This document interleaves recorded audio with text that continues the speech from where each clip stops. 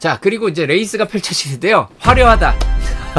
정말 뭔가 건덕지가 많았던, 다행히 사고에서 부상자가 없었기 때문에 또 이렇게 얘기를 하는 건데, 예, 어지러운 랩 차트가 나와버리고 말았고요. 세이프티카도 나왔고요. 시작은 이거였죠.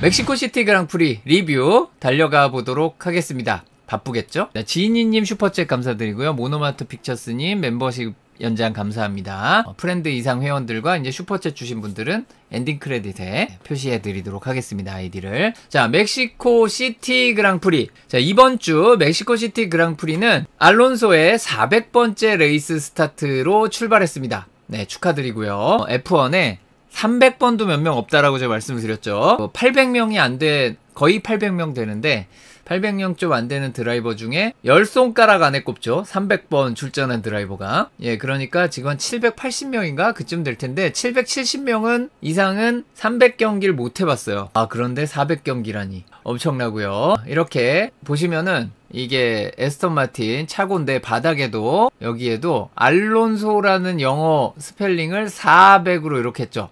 마침 5가 2개 있고 A를 4로 만들 수 있어서 400이 딱 됩니다. 300에도 안 되고 500에도 안 되죠. 이거 400만 가능한 거였거든요. 그렇습니다.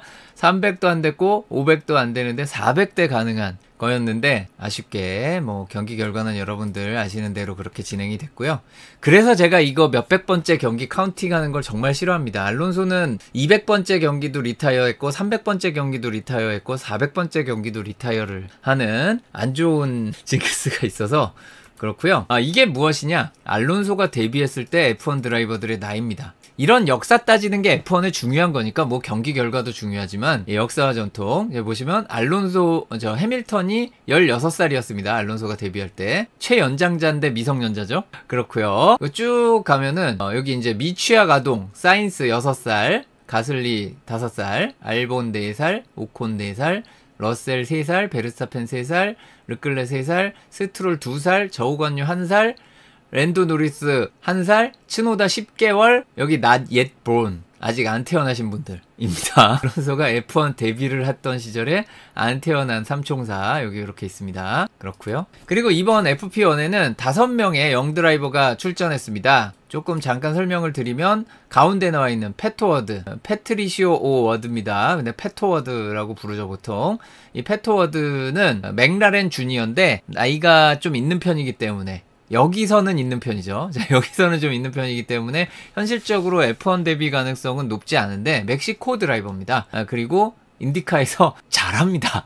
최상위권 드라이버예요. 인디카에. 무슨 주니어 이런 표현하는 게 좀 이건 좀 아닌 것 같죠. 예, 옆 동네에서 최상위권 드라이버를 루키 이렇게 부르는 게 좀 그렇기는 한데 어쨌든 그렇고요. 여기 에스턴 마틴의 리저브 드라이버, 그러니까 소위 말하는 루키 영 드라이버로는 안 치지만 F1에서는 2경기 안 나왔으면 영 드라이버니까 영 드라이버로 치게 되겠고요. 네, 그 다음에 페라리 계열 드라이버 2명, 올리버 베어먼과 로베르트 슈워츠만. 로베르트 슈워츠만도 페라리 계열입니다. 그래서 이제 자우버에서 2번째 출전을 해봤는데 한번 데뷔를 한다면 5그리드 페널티를 받게 되겠죠. 그리고 안드레아 키미 안토넬리도 나왔는데 이 5명 모두에게 특명이 내려졌다고 합니다. 이번 경기는 농담이 아니고 진짜입니다. 이거 인터뷰에서 다들 얘기를 했어요. 절대 기록 도전이라든가 이런 거 꿈도 꾸지 말고 안전하게 달려라. 네. 그러나 올리버 베어먼은 부쉈죠. 뭐 본인 책임은 아닙니다만 어쨌든 부쉈습니다. 네, 정말 조심해야 됩니다. 그렇습니다. 내가 조심한다고 안 나는 사고가 아닙니다. 이게 참 무서운 동네죠. 자, P1은 어떻게 시작됐냐면은 데브리 딜레이로 시작됐습니다. 이게 FP1 공식 하이라이트에 나오는 표현이에요. 데브리 딜레이. 지금 자세히 보시면 이게 안드레아 키미 안토넬리 때문에 생긴 게 아니고 안드레아 키미 안토넬리가 피해자였죠. 여기 안드레아 키미 안토넬리 해밀턴 차를 타고 있는 키미 안토넬리가 오고 있는데 벌써 이게 있어요. 있죠.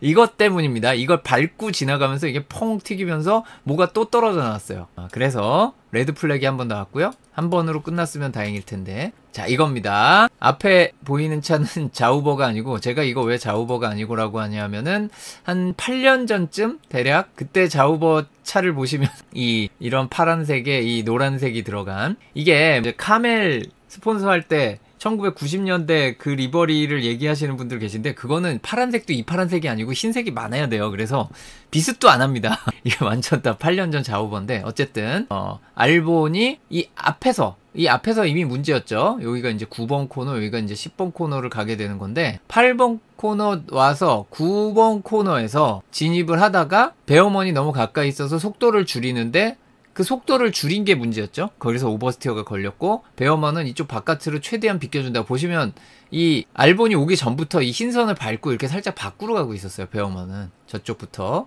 그러나 딱 걸리면서 알본이 스티어링이 흔들렸고 그러면서 꿈틀꿈틀하던 차가 베어먼을 치고 지나가 버립니다. 감사합니다.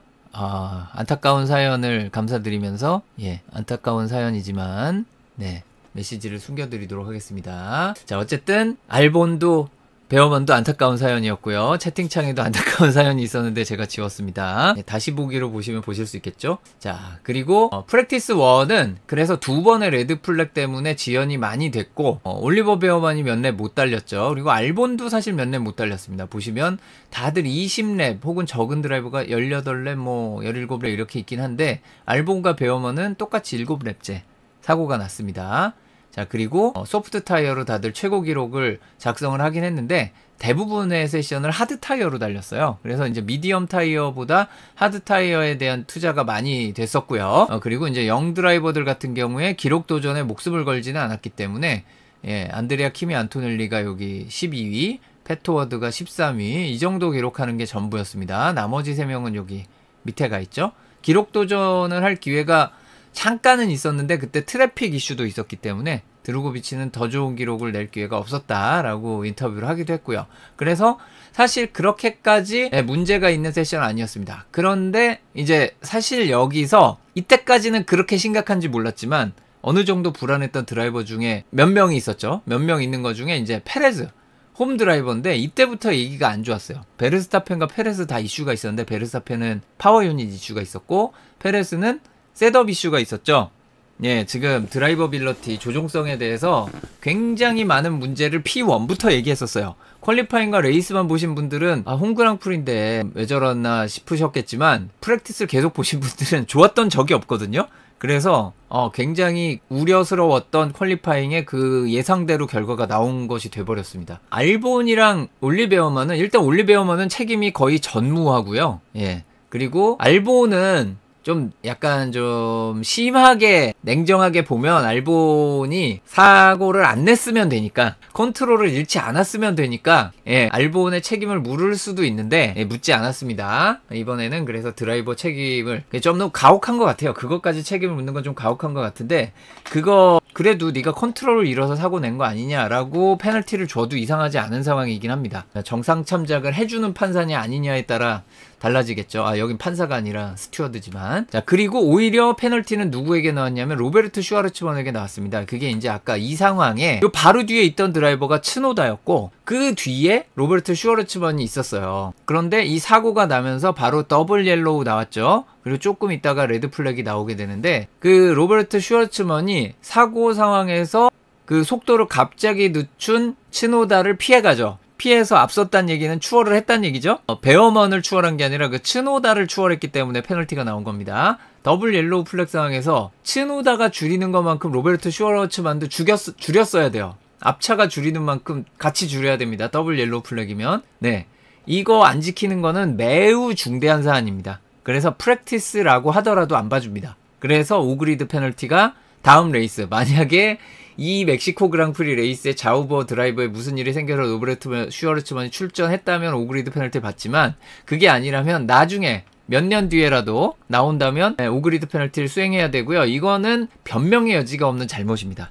플래그를 지키지 않는 것, 특히 더블 옐로우나 레드 플래그 지키지 않는 건 아주 중죄입니다. 아주 중죄입니다. 굉장히 큰 중죄. 어떻게 보면 사고 일으키는 것보다 더 위험한 겁니다. 당연히 사고도 안 일으켜야 되지만 그거보다 더 중한 죄라는 거고요. 더블 옐로우와 레드를 지키지 못하는 거. 이거는 사실 피니쉬, 체커드 플렉도 마찬가지입니다. 체커드 플렉도 마찬가지예요.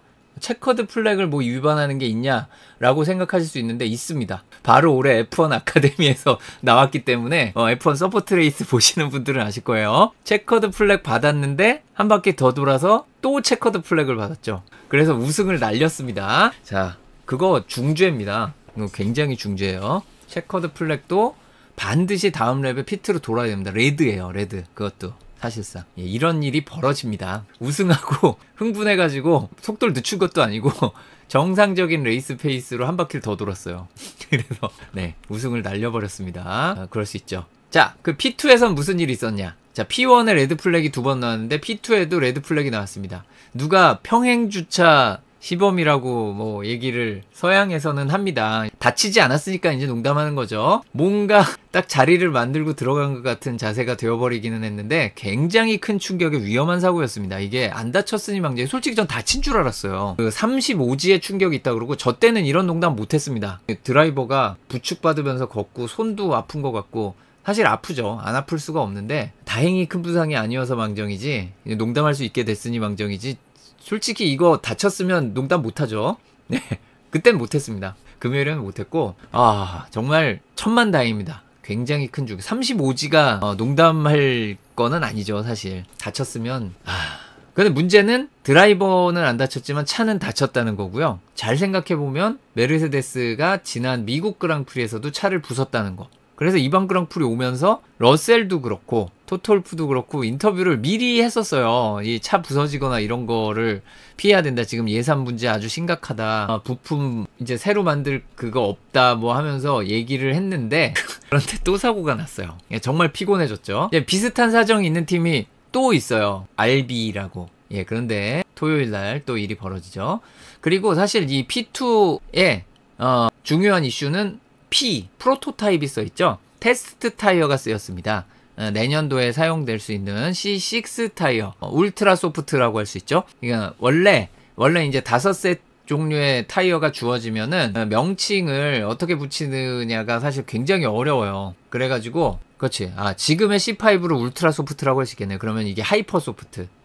좀 복잡하죠. C6가 나오면 하이퍼 소프트가 되는데 기존의 C1을 하드, C2를 미디엄, C3를 소프트라고 보면 C4가 슈퍼 소프트, C5가 울트라 소프트, C6가 하이퍼 소프트에 됩니다. 그렇게 이름을 멋대로 짓냐, 그렇게 뇌피셜을 하면 어떡하냐 그러는데 실제로 피렐리에서 썼던 이름입니다. 이거는 과거에 F1에서 시계를 쭉 돌려보면 2017년까지 무지개 시절이라 그래서 여기에 이제 좀 더 단단한 C0에 해당하는 슈퍼 하드가 있었어요. 걔도 한 번도 안 쓰여졌습니다. 작년에 C0 들어왔다가 사라졌잖아요. 한 번도 안 쓰고. 비슷하게 그때도 슈퍼하드 있었는데 지금도 그래서 그 서포트 레이스에는 그 색깔을 써요. 타이어를 실제로 씁니다. 자, 어쨌든 프랙티스 2에는 저 테스트가 있었는데 러셀의 저 사고 때문에 제가 대략 보니까 한 23분 정도 손실이 있었어요. 근데 원래 30분을 더 줘서 90분 동안 하기로 했던 세션인데 23분을 저기에 할애를 합니다. 그런데 이 프로토타입 타이어 테스트에 필요한 시간이 대략 1시간 정도였대요. 이 피렐리에서 얘기를 하는 걸로는. 근데 이제 각 팀에게 30분 정도는 자유로운 테스트를 하게 하고 1시간 정도 이거를 이 프로토타입 테스트에 소모를 하는 거였는데 23분이 날아가면서 자유로운 테스트를 거의 못했죠. 미디엄 타이어를 딱 5명이 약간 몇 랩만 달렸습니다. 그러니까 거의 못 쓴 거죠. 그러면서 P1에 레드 플렉 2번 나왔죠. P2에 프로토타입으로만 거의 달렸죠. 그래서 갑자기 스프린트 주말이 아닌데 스프린트 주말처럼 돼버렸어요. 프랙티스 태부족. 그러니까 프랙티스 1에는 0드라이버 5명이 나와서 정규 드라이버 15명만 있었고 그나마 레드 플렉 2번 나왔고 P2에는 프로토타입 테스트했고 퀄리파잉과 레이스를 준비할 시간이 부족하죠. 그래서 안 그래도 셋업 잡기 어려웠던 드라이버들에게는 굉장한 악재가 터졌습니다. 여기 누가 셋업 잡기 어렵나요? 라고 생각을 하면 잘 생각해보면 그렇죠. 페레즈가 또 여기 있습니다. 9위면 잘한 거 아닌가요? 알본 그 P1 사고 때문에 고치느라 못 나왔고요. 베르스타펜 P1에 파워 유닛 이슈 있었는데 중간에 고쳤다라고 했는데 다시 나왔다가 문제 있어가지고 결국 랩타임 한 번 없죠. 러셀 나오자마자 사고 났죠. 위에 3명이라고 하긴 좀 그렇네. 2명 플러스 알파 없어요. 페레스는. 그리고 누구보다 느린가를 봤을 때 뭐 마그누센이야 치노다 뭐 프랙티스 때 종종 빠르니까 그렇다 치지만 보타스보다 느리다? 뭔가 좀 수상하죠. 실제로 더 중요한 건 팀 라디오와 인터뷰 등을 통해서 셋업을 못 잡았다라고 얘기를 한 겁니다. 이런 게 사실 더 심각하다면 심각한 부분이고요. 이게 C6 타이어로 달린 거기 때문에 아주 큰 의미를 부여할 건 아니지만 페라리 페이스 좋고 맥라렌도 페이스 좋고 알비가 심상치 않고 하스가 좋았다. 그리고 자우버도 가능성을 보였다 정도인데 실제로 이 자우버는 퀄리파잉에서 보타스는 뭔가 보여줄 뻔했어요. 그러나 이따가 말씀드릴 어떤 사정으로 그걸 못 보여주게 됩니다. 자, 그리고 프랙티스 1의 미디엄 롱런, 프랙티스 2의 미디엄 롱런, 하드 롱런이 없기 때문에 프랙티스 1의 미디엄 롱런을 한 그래프를 보면 몇 명 없습니다. 그렇게 많진 않지만 그 많지 않은 드라이버들 중에 그나마 눈에 띄는 게 빨간색 점선은 오른쪽에 색인을 찾아보면 카를로스 사인스죠. 사인스가 유독 더 아래쪽, 랩타임으로 더 아래쪽이라는 건 빠르다는 거죠. 좋은 페이스를 보여주고 있고 그 다음 마그누센도 굉장히 괜찮다는 걸 알 수 있습니다. 요게 이제 사실 일요일까지 어느 정도는 이어지는 부분이 있어요. 자, 그리고 프랙티스 2의 프로토타입 소프트 롱런이기 때문에 이거는 그렇게 많은 의미를 두기는 어렵습니다. 미디엄 롱런과 어느 정도 영향을 줄 부분이 있기는 있겠습니다만 소프트 롱런이기 때문에 좀 새겨서 들어야 됩니다. 그리고 보통 2번을 했어요. 2번의 주행의 데이터를 이은 겁니다. 이게 르클레의 데이터가 지금 맨 아래 눈에 좀 띄는데 빨간색 실선, 이게 이렇게 해서 요 정도 랩타임이 빠졌다가 타이어 바꾸고 이렇게 나온 거죠. 그래서 페라리가 어쨌든 굉장히 타이어 관리도 잘 되고 좋다. 소프트 미디엄까지는 페라리가 굉장히 페이스가 좋을 거라는 걸 어느 정도 예상할 수 있는 부분이었습니다. 그리고 프랙티스 3로 넘어가기 전에 일단 금요일 프랙티스에 여러 가지 아쉬운 점이 있었던 거 둘째치고 기록에 나오지 않는, 그리고 사실 영상도 없습니다. 이제 이런 건 중계하거나 하지 않기 때문에 나중에 전해 듣는 말로만 알 수 있는 내용으로 금요일에 뭐가 있냐면 스프린트 주말은 잘 안 해요. 종종 건너뛰거나 짧게 하고 막 그러는데 일반적인 주말은 금요일 모든 세션이 끝난 뒤에 드라이버 미팅이 있습니다. 이게 굉장히 중요한 미팅입니다. 드라이버 미팅이 뭐냐? 드라이버 회의죠. F1 드라이버들이 서로 싸우는 상대들이지만 다 모여요. 지들끼리만 모이는 건 아니고 각 팀의 관계자들 포함, 그 다음에 FIA 레이스 디렉터, F1 레이스 디렉터도 옵니다. 그리고 필요한 관계자를 또 불러요. 이래서 같이 회의를 하는 겁니다. 여기에서 뭘 하느냐 하면은 제 방송 내용과 너무 다른 이야기를 많이 하시는 분들은 이렇게 가려드리는 수가 있기 때문에 이제 앞으로 조심하시기 바랍니다. 자꾸 뭔가 긴 말이 쓰여지면은 제가 보게 되거든요. 제가 지금 방송하고 있는 것과 전혀 관계없는 게 있으면은 갑자기 제 방송하던 내용에 호흡이 뚝 끊어지기 때문에 예를 들어서 막 여기 축구 얘기를 계속 쓰신다거나 막 뭐 몇 년 전 얘기를 계속 하신다거나 이런 분들이 가끔 계세요. 자, 그러지 마시고요.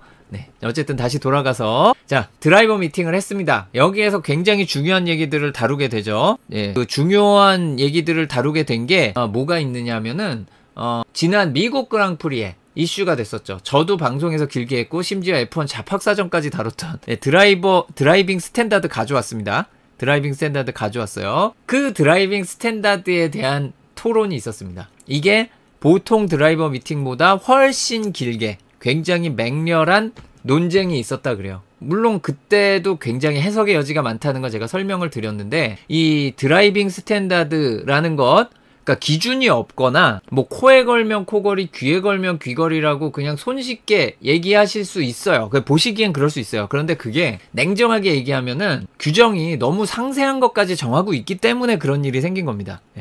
이런 것이 규정에 이런 걸 너무 상세하게 얘기를 하고 있기 때문에 생긴 문제예요. 그게 무슨 얘기냐면은 상세한 것까지 따지지 않고 적절하게 알아서들 잘해봐라 라고 하고 넘어가면 안 생길 문제인데 그거 가지고 자꾸 논란이 생기고 야 이건 이런 거 맞는 거다 저건 저런 거 맞는 거다 하니까 어쩔 수 없이 거기다 기준을 만들어 놓거든요. 그럼 그 기준에 맞춰 가지고 또 다른 문제가 생겨요. 그래서 또 다른 기준을 만들면 그 기준에 맞춰서 또 다른 문제가 생기겠죠. 이것도 사실 그런 케이스라서 어쨌든 가이드라인은 가이드라인입니다. 규정이 아니니까 스튜어드들 맘대로 해라라고 허용을 해준 거예요. 어떻게 보면 대신에 가이드라인을 웬만하면 지켜라 라고 한 거죠. 규정은 규정이고 가이드라인은 가이드라인입니다.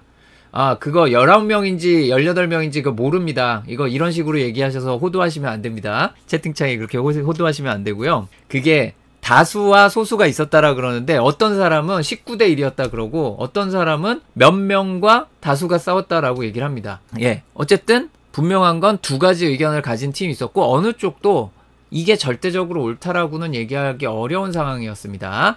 자, 그래서 논쟁이 있었어요. 어쨌든 중요한 건 뭐냐면 지금의 가이드라인의 문구에 수정이 필요하다라고 한 거였고요. 자, 어쨌든 그 얘기가 결론이 100% 나진 않았고요.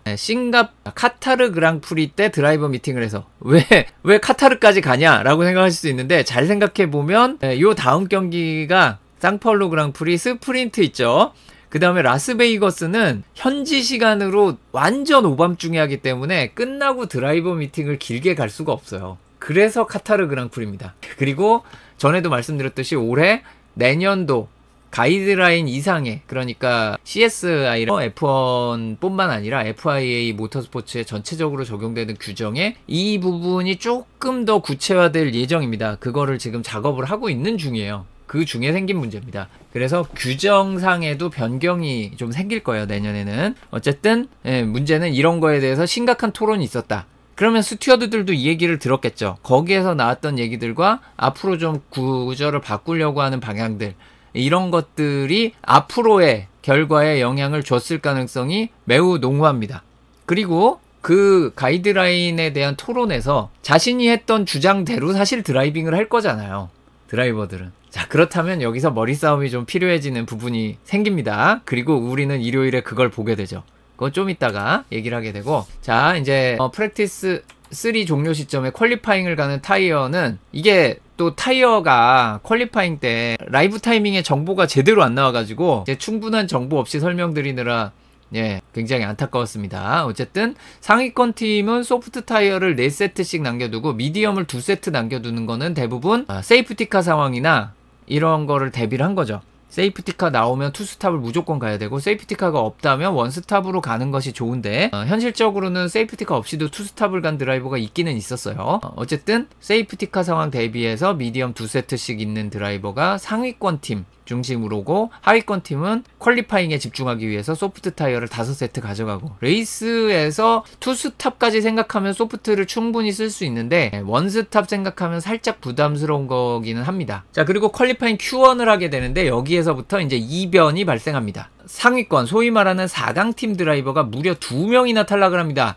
보통 1명씩 탈락을 해줬는데 이번에 2명이 탈락을 했어요. 그리고 그게 피아스트리와 페레스였죠. 아, 이게 이렇게 말하면 안 되는데 페레스는 어느 정도 이해가 되는데 죄송합니다. 근데 좀 요즘 분위기 보면 이해가 되는 데다가 이번에 프랙티스 보면 어느 정도 이해가 되는 거였어요. 근데 피아스트리는 진짜 충격이었죠. 페레스는 프랙티스까지 페이스가 안 나오고 있었어요. 근데 피아스트리는 P3 1위였습니다. 프랙티스 3 1등이었어요.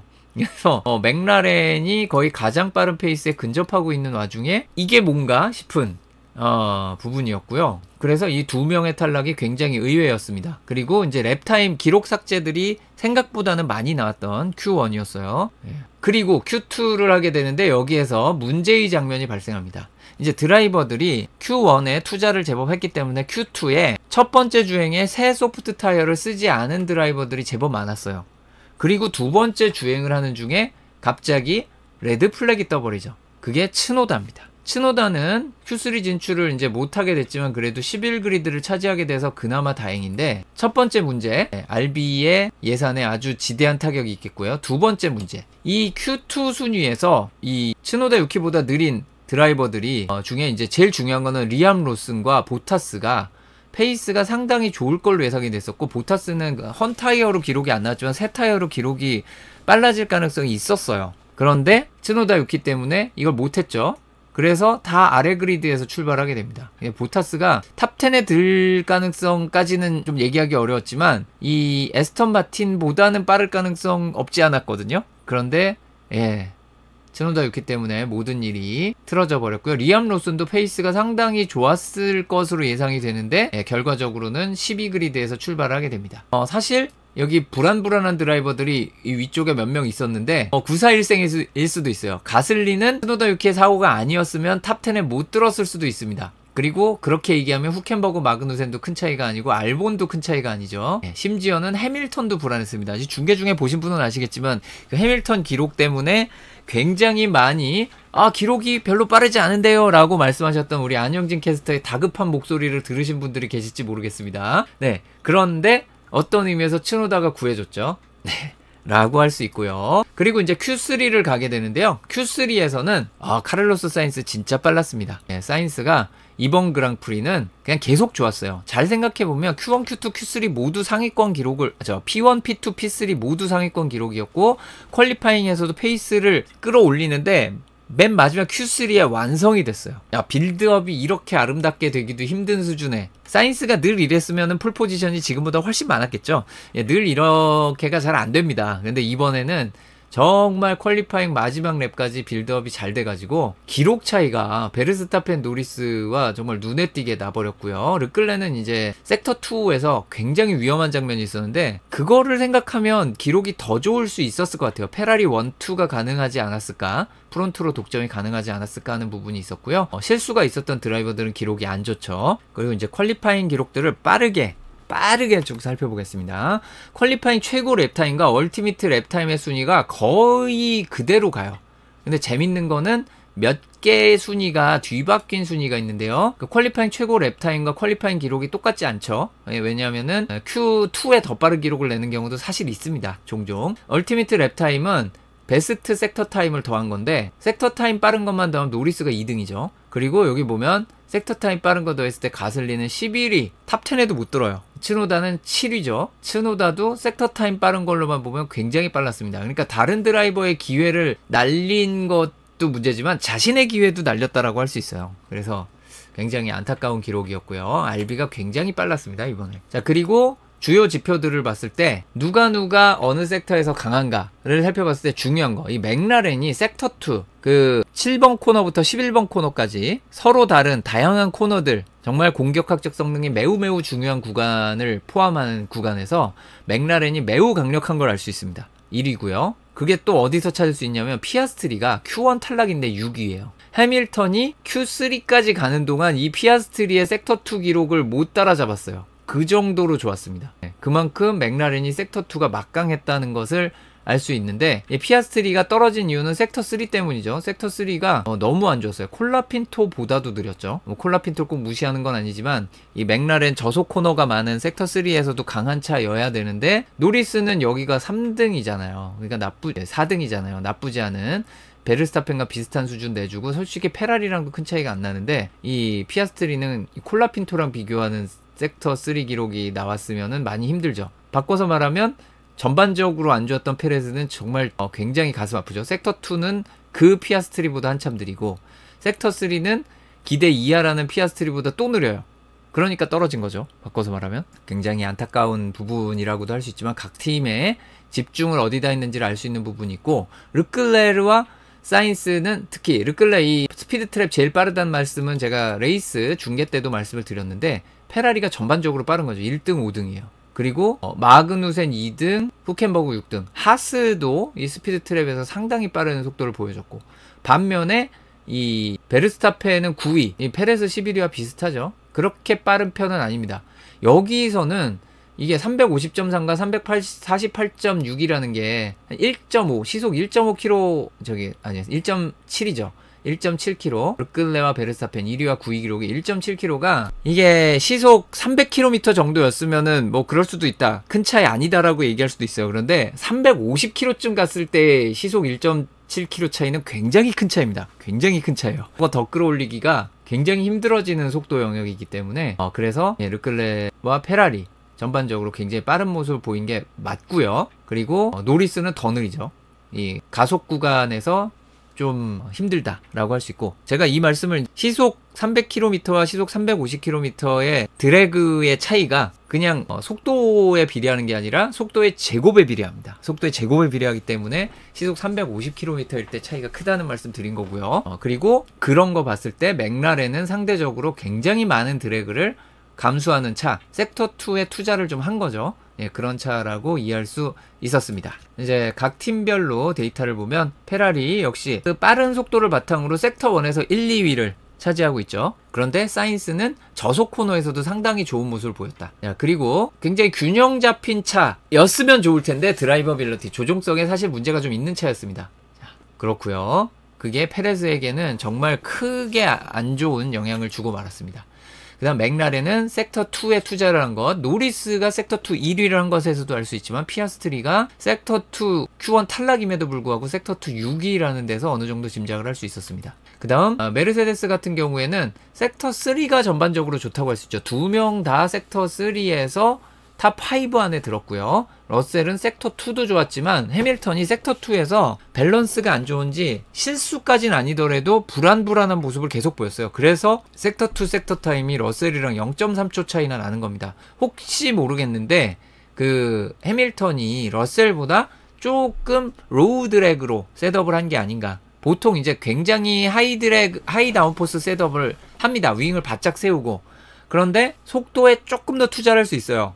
그러면은 이제 그 다운포스를 살짝 손해를 보는 거죠. 아까 뭐 페라리도 그런 계열이라고 보시면 되겠는데 해밀턴이 그쪽으로 갔다가 무조건 이걸 설명하는 건 아니지만 그럴 가능성 충분히 있는 데이터가 나오긴 했습니다. 스피드 트랩 빠르고 섹터 1에서 더 빠르지만 섹터 2가 불안했다.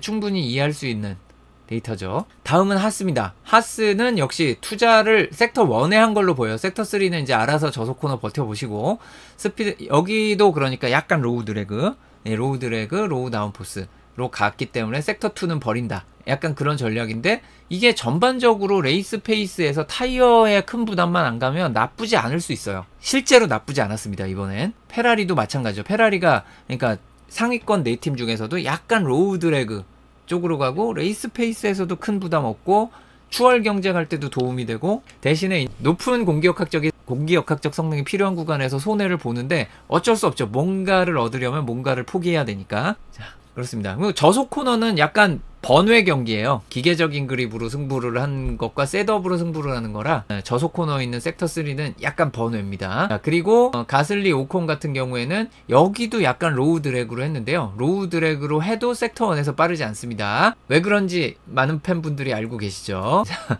그러고요. 알본 콜라핀토 이 윌리엄스 같은 경우에는 여기는 이제 아까 얘기했던 로우 드래그 계열을 오랫동안 거의 한 4, 5년 동안 그쪽을 추진해 오던 팀인데 올해 버렸죠. 정상화됐습니다. 그래서 높은 다운포스에 투자하는 차가 됐어요. 바뀌었습니다. 그래서 알본 같은 경우에 섹터2가 나쁘지 않은 대신에 스피드 트랙 기록이 상당히 안 좋습니다. 콜라핀토는 최하위였죠. 섹터2를 벌면서 섹터3 스피드 트랩이 굉장히 안 좋아진 그런 케이스라고 볼 수 있고요. 다음 이제 RB도 마찬가지로 드래그가 심한 차죠. 네. 가끔 극단적으로 로우 드래그 셋업 해오지만 이번은 아니었고요. 그러나 이제 섹터 3 저속 코너에 강점이 있었기 때문에 츠노다와 로스는 모두 레이스에서 가능성이 있었어요. 그런데 각각의 이유로 그 가능성을 포인트로 이어가지 못했죠. 알론소 스트롤 같은 경우에는 안타깝습니다. 더 안타깝습니다. 여기 두 팀은 미안해서 그냥 넘어가도록 하겠고요. 자, 퀄리파잉 최고 기록에서 저우관유는 다시 한번 압도적으로 느린 기록을 혼자 보여줬습니다. 이게 한두 번이면 뭔가 이유가 있겠지 라고 하고 넘어가겠는데 매번 이러니까 저우관유는 정말 뭔가 심리적인 문제가 있나? 라는 생각이 듭니다. 사실 다른 드라이버들은 Q1 탈락으로 최고 기록이 안 좋다 하지만 비슷비슷하잖아요, 솔직히. 여기 그냥 쭉 나란히 이렇게 부드럽게 라인이 오기도 하고 이 4명끼리도 비슷비슷합니다. 치열했군. 치열하지 않으신 분이 한 분 계시죠. 이거는 진짜 뭔가 그 차만 부수지 말라는 계약이라도 했나? 라는 생각이 들 정도예요. 연석 몇 센티미터 이상 밟지 않기 뭐 이런 계약이라도 했나? 농담입니다. 그런 계약 안 합니다. 그런 계약 안 하는데 진짜 그런 계약을 했다라고 의심이 될 정도로 사고 위험 있는 장면도 잘 안 나와요. 이게 제 방송 보신 분들은 거의 매 경기 이렇잖아요. 저번에 딱 한 경기 한번 예외였고 계속 이래요. 이게 아시다시피 저우관유 데뷔 때부터 올 초 초반 한 1, 2, 3라운드까지만 해도 안 그랬어요. 그런데 갑자기 이렇게 돼서 정말 수상합니다.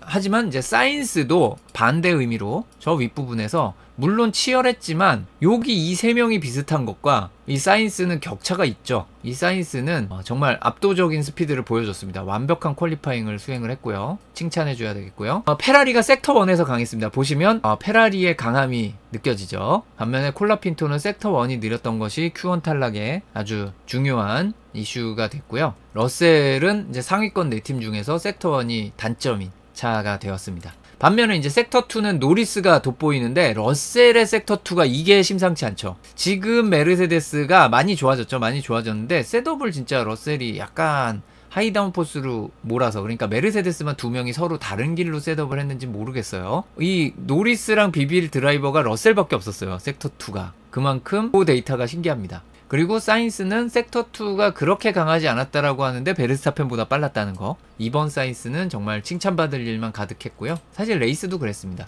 다음 섹터 3 같은 경우에 이제 저속 코너, 주로 이제 브레이킹 성능에는 공격학적인 성능이 영향을 다소 주지만 그건 셋업에 영향을 주는 거라서 뭐 그렇게 엄청나다고 얘기하기는 조금 그렇고요. 대신에 기계적인 성능 굉장히 중요하죠. 그런데 사인스 굉장히 좋았습니다. 섹터 3. 섹터 3 좋은 게 좋은 건데 츠노다도 섹터 3 좋았고요. 러셀도 좋았습니다. 저우관유 이 느린 코너에선 안 느립니다. 느린 섹터에서는 저우관유가 느리지 않았다는 거 보시면 이 어디서 느렸는지 보이죠? 저우관유 여기서 느렸습니다. 섹터 2. 섹터 2가 뭐죠? 그 코너 많고 사고 위험 많은 곳이죠. 사고 위험 많은 곳에서 몸살이잖아요. 그쵸? 보타스를 보면 성능이 나쁜 것 같진 않은데, 그런데 섹터 2에서 저우관유가 한 걸로 봐서는 진짜 몸을 사리는 게 아닌가 라고 밖에는 해석하기 힘들고요. 다음 이제 최고 속도 부분을 보면 이것도 이제 페라리가 굉장히 빠른 모습 보여주고 해밀턴과 마그누슨이 또 빠른 모습 보여줬습니다. 반면에 완전 느린 차 있죠. 콜라핀토는 뭐 Q1 탈락이니까 그렇다 치지만 리암 로슨 굉장히 느리고요. 츠노다는 팀메이트보다 빠르다고 좋아할 수가 없죠. 알본 뭐 보타스 다 굉장히 느린 계열의 차입니다. 시속 345km 계열이니까. 자, 그리고 개인 빌드업이 어떻게 갔는지 한번 쭉 보도록 하죠. 이제 P1의 상태를 보시면 P1에서 P2로 가고요. P1에 아예 안 나온 드라이버들도 있고 P2에 안 나온 드라이버들도 있죠. 자, 프랙티스에서 러셀은 뒤로 갑니다. 프랙티스 2. 제 화살표가 뒤로 간 드라이버가 하나 있어요. 자, 그리고 여기까지는 그렇게 중요하지 않을 수 있어요. 왜냐면 P2는 프로토타입 테스트가 중요했으니까. 제일 중요한 빌드업이 이제 프랙티스 3와 Q1으로 넘어가는 단계 2개인데 이 프랙티스 3로 넘어갈 때 죄송합니다. 이게 색깔에 문제가 있네요. 오른쪽에 색깔은 무시해 주세요. 제가 생각해보니 화살표 색깔을 안 바꿨네. 자, 피아스트리가 굉장히 빌드업이 잘 됐죠. 어쨌든 그리고 노리스도 잘 되면서 맥라렌이 이제 확 끌어올렸습니다.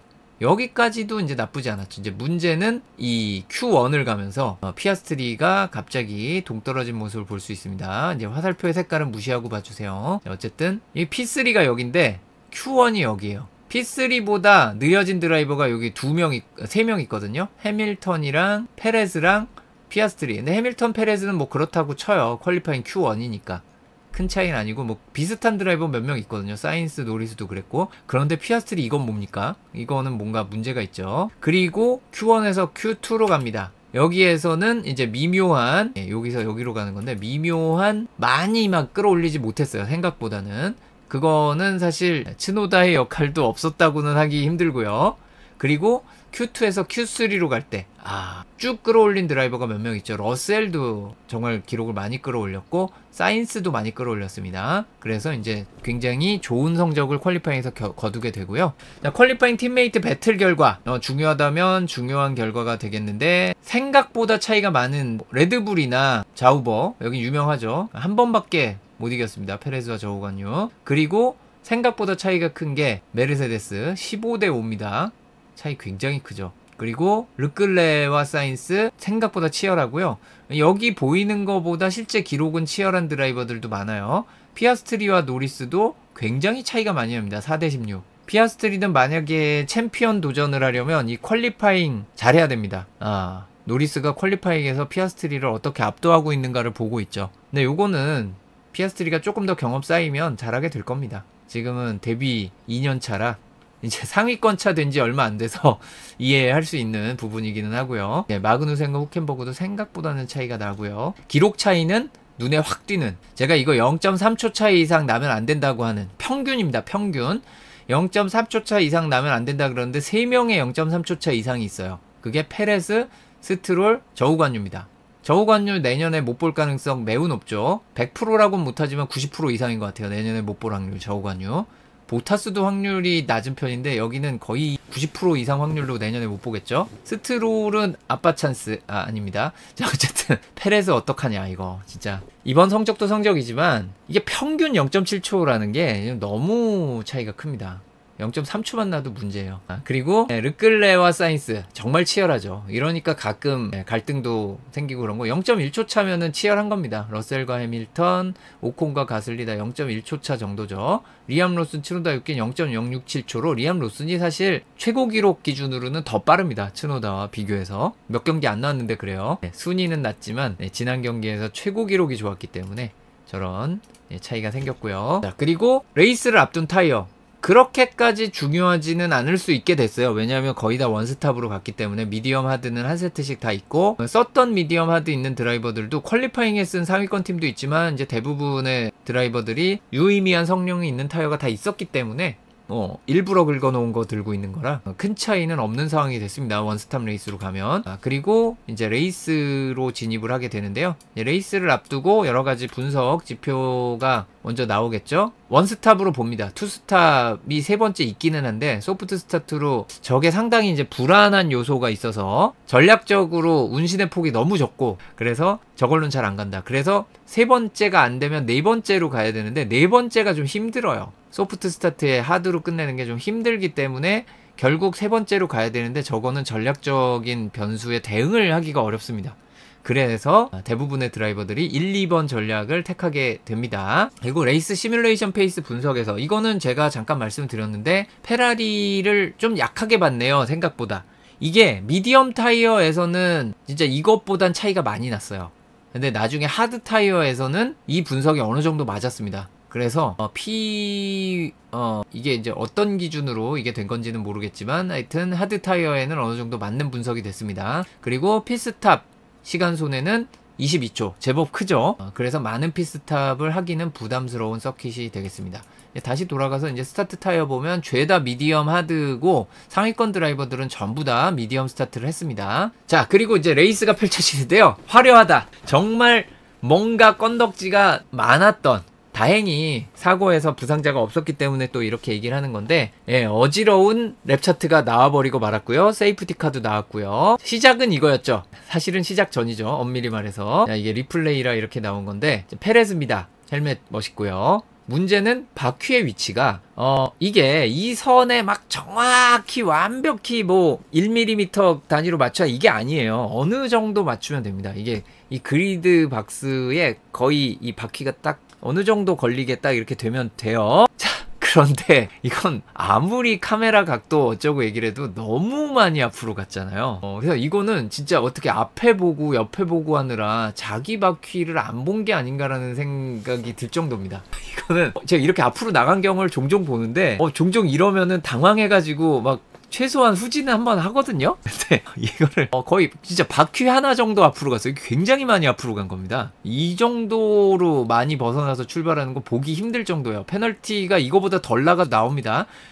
저거보다 조금 더 뒤라도 페널티가 나올 텐데, 이거를 이제 폴스 스타트라고 얘기를 하니까 그리드 벗어나는 거 문제가 아니라 스타트 라이트를 보고 반응을 해야 되는데 그거보다 먼저 나가서 나에게 페널티가 나온 거라고 이해를 했을 거예요. 그 얘기를 들었을 땐. 이제 바꿔서 말하면 이 그리드 포지션 위치에 대해서는 전혀 의식하지 못했다 라고 밖에는, 경기 끝나고는 관련 인터뷰에서 이런 얘기 안 했습니다. 당연히 안 하죠.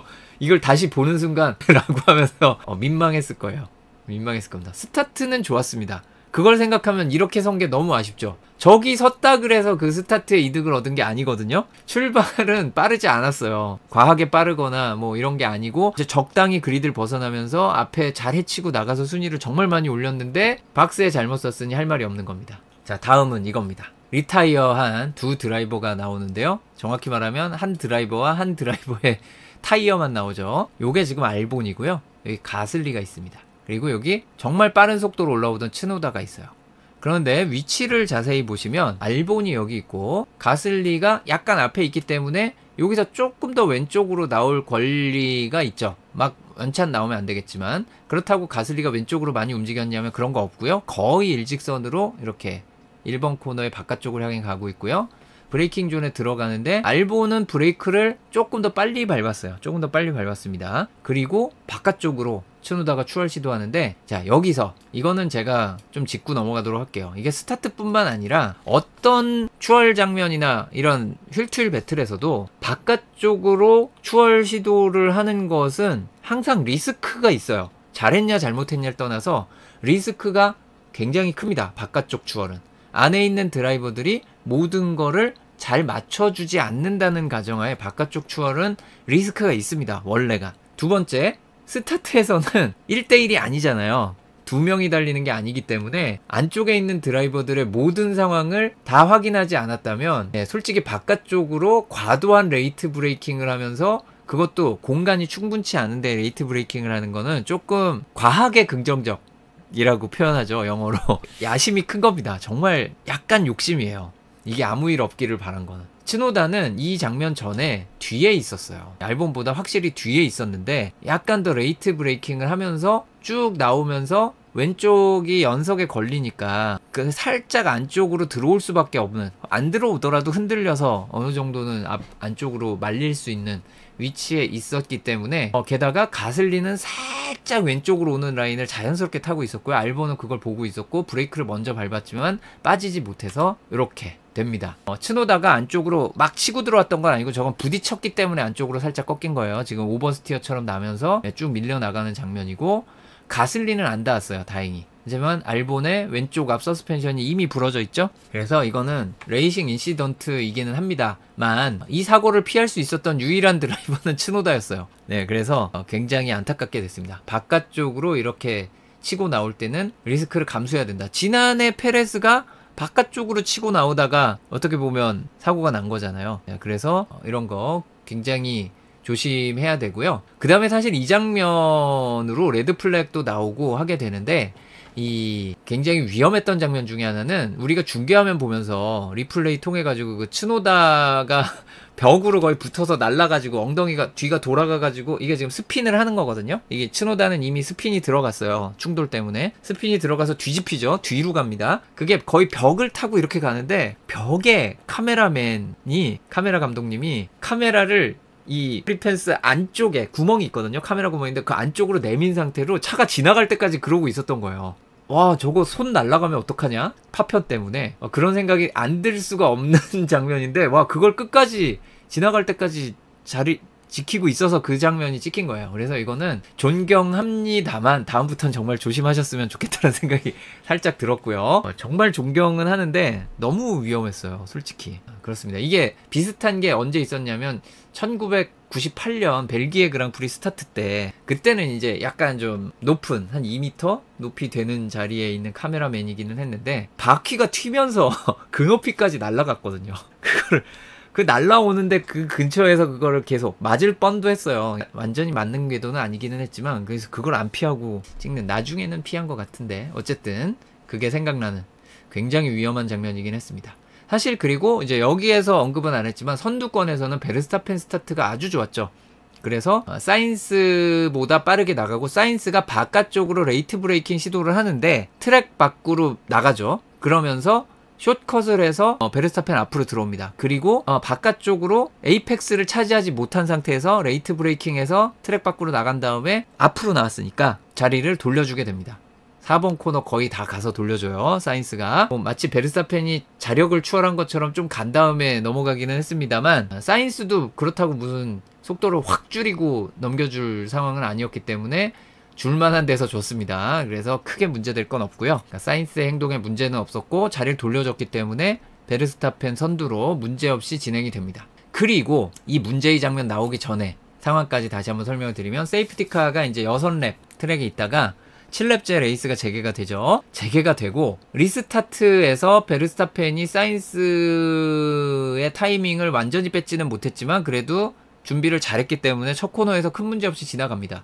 근데 문제는 그 다음 랩에 사인스가 한 랩 지나고 나서 DRS를 쓸 수 있게 된 첫 번째 기회가 되니까 딱 한 번의 기회인데 약간 거리가 있다 싶었는데 안쪽이에요. 중요한 거. 안쪽 레이트 브레이킹으로 앞으로 치고 들어와서 어떻게 보면 나중에 기회가 안 올 수도 있는 그거 기회 한 번 왔을 때 정말 자신감 있게 들어가서 그래서 이거 얘기가 사실 노리스가 굉장히 잘하고 있는데 좀 아쉬웠던 게 뭐냐면 과감하게 들어가는 게 조금 부족하다. 너무 완벽한 상황이 될 때까지 기다리는 것 같다라는 얘기가 있어요. 사실 배틀 상황에서. 근데 사인스가 나는 뒤가 없다라는 생각으로 쑥 들어가면서 네 깨끗하게 됐죠. 어떻게 보면 속도 차이가 많이 났기 때문에 베르스타펜이 막기도 힘들었는데 열린 안쪽으로 쑥 들어가면서 추월에 성공했습니다. 이게 사인스에게는 정말 중요했어요. 사실 초반 첫 스틴트 피스탑 전까지는 저거 없었어도 사인스가 우승했겠다는 생각을 했는데 후반에 맥라렌 페이스 봤을 때는 그때 추월을 했기 때문에 저렇게 편안하게 우승을 한 거지 굉장히 피곤해졌겠다. 이따 데이터로 제가 또 보여드릴게요. 한순간 한순간이 별거 아닌 것 같고 이번 레이스가 그냥 자연스럽게 페라리가 우승할 경기였던 것처럼 보이지만 사인스가 그 순간에 쑥 들어가는 것이 정말 중요했다. 그때 넘어갔어야 됐고 그때 넘어가야 된다는 걸 한 게 대단한 거다. 이 얘기를 제가 베르스타펜이 스페인에서 그때 앞에 러셀이었나요? 여기서 추월할 수 있다. 지금이 아니면 기회가 없다 할 때 그 들어가는 그게 꼭 필요하다라고 했는데 사인스가 이번에 그걸 했어요. 자 그리고 추월을 당한 베르스타펜의 페이스가 주춤할 수밖에 없는 그 다음 랩에 벌어진 일이 2랩입니다. 10랩째. 자, 노리스가 베르스타펜을 첫 번째 DRS 존 1번 코너 쪽에서 바짝 따라붙은 뒤 4번 코너에서 추월 시도를 합니다. 그리고 이게 첫 번째 10초 페널티가 나오게 되죠. 이따가 말씀드리겠지만 이 첫 번째 10초 페널티는 지난 미국 그랑프리 식으로 하면은 5초 페널티로 감형해줘도 되는 그리고 진짜 마음이 넓은 스튜어드면은 페널티를 안 줄 수도 있는 거였습니다. 자, 그런데 이번에는 왜 트랙을 벗어난 노리스가 아니고 베르스타펜에게 페널티가 나왔느냐? 그게 바로 요 장면 때문입니다. 자, 트랙 밖으로 나가요. 자, 여기 이 장면만 보면 베르스타펜이 앞인데 라고 생각하실 수 있지만 지난 미국 그랑프리에서 그 많지 않은 기준 뭐라 그랬죠? 에이펙스에서 나란히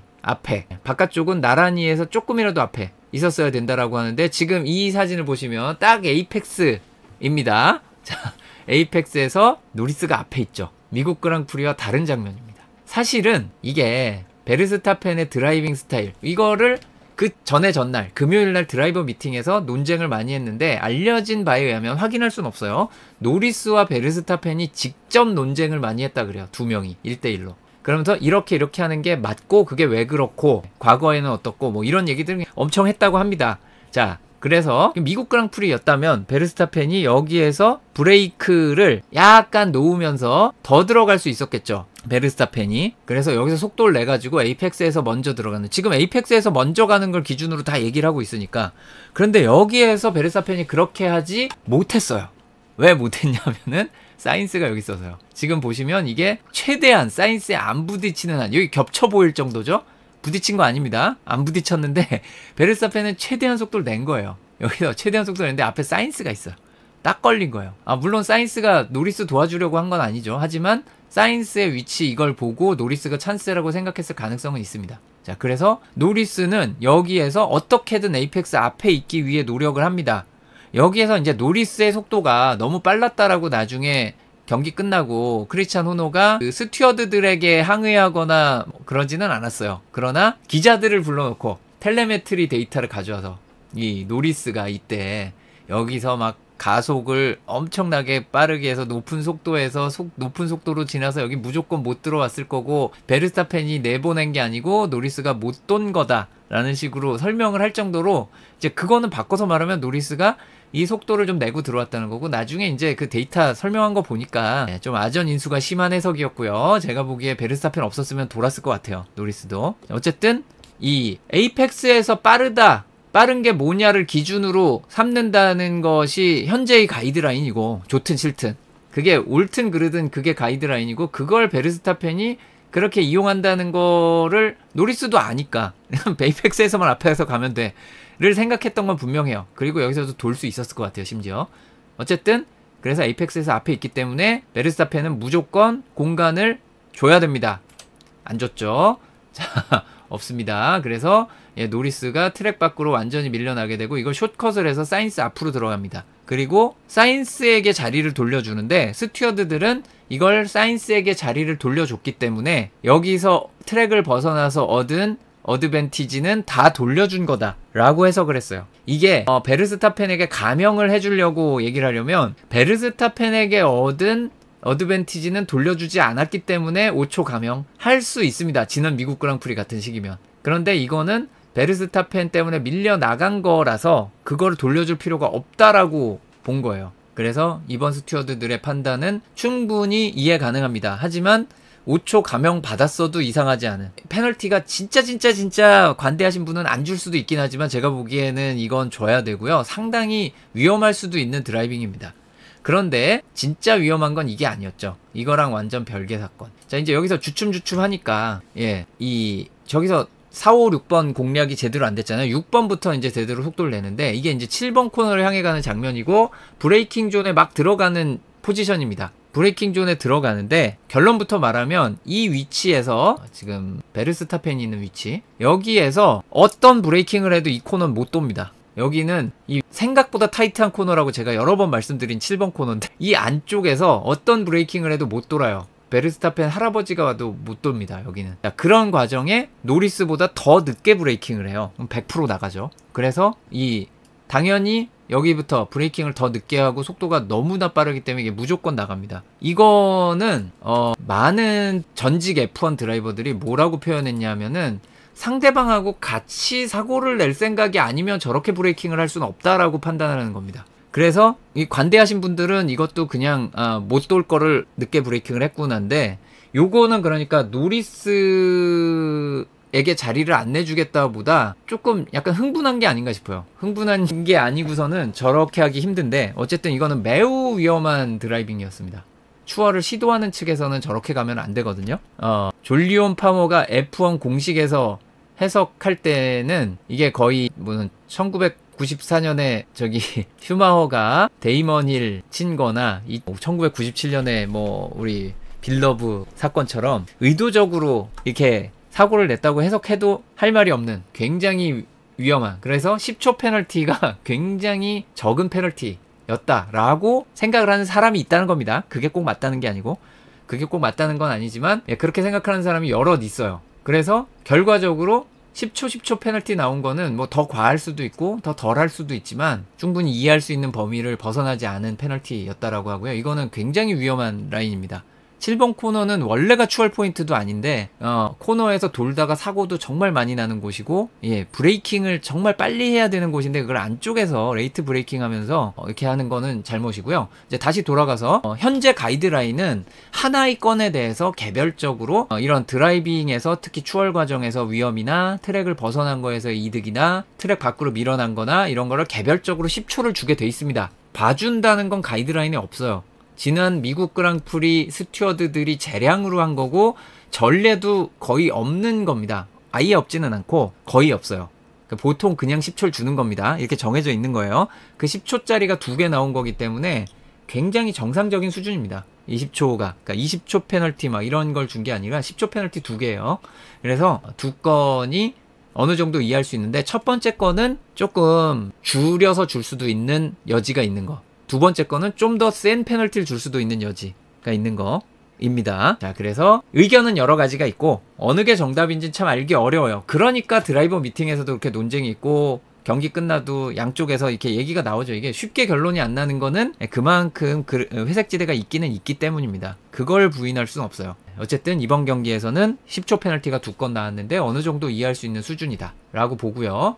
부딪힌 것 때문에 저렇게 트랙을 벗어났다라는 얘기를 했는데 아무도 없었어도 나갈 라인이었어요. 그래서 충분히 이해할 수 있는 부분이고, 자, 여기에서 어부지리를 누가 얻었죠? 이 2명 다 여기서 우물쭈물 나갔네 마네 여기서 트랙 복귀하려면 여기서 이렇게 나갔다가 트랙 복귀하다가 여기 스핀해서 여기가 7번이고 여기 8번인데 8번 여기서 괜히 복귀 위험하게 하면은 바로 오버스티어 걸려서 러셀 프랙티스2에 사고 났던 그 자리로 가서 부딪힐 수 있습니다. 그래서 여기 함부로 복귀하는 것 조심해야 돼요. 조심해야 되죠. 나간 차는 뒤에 오는 차에게 우선권이 없어요. 그래서 사실 비슷하게만 갔어도 르클레가 지나가는 걸 보고 기다려서 들어와야 됩니다. 나간 차들은. 그래서 르클레는 감사합니다 하고 2등으로 올라갔죠. 어쨌든 10초 플러스 10초 합의 20초의 타임 페널티를 다음 피스탑에 무조건 수행해야 되는 베르스타펜이 됐습니다. 자, 이제 경기 진행을 각 팀별로 나눠서 좀 설명을 해드리도록 하겠습니다. 뒤에 있던 장면은 각각의 드라이버 꺼내서 얘기를 하겠고요. 페라리 드라이버들은 특히 사인스 같은 경우에는 베르스타펜을 넘어선 이 장면, 세이프티 끝나고 DRS 처음 쓸 때 그냥 바로 넘어가 버린 이 장면에서 굉장히 이득을 많이 봤고요.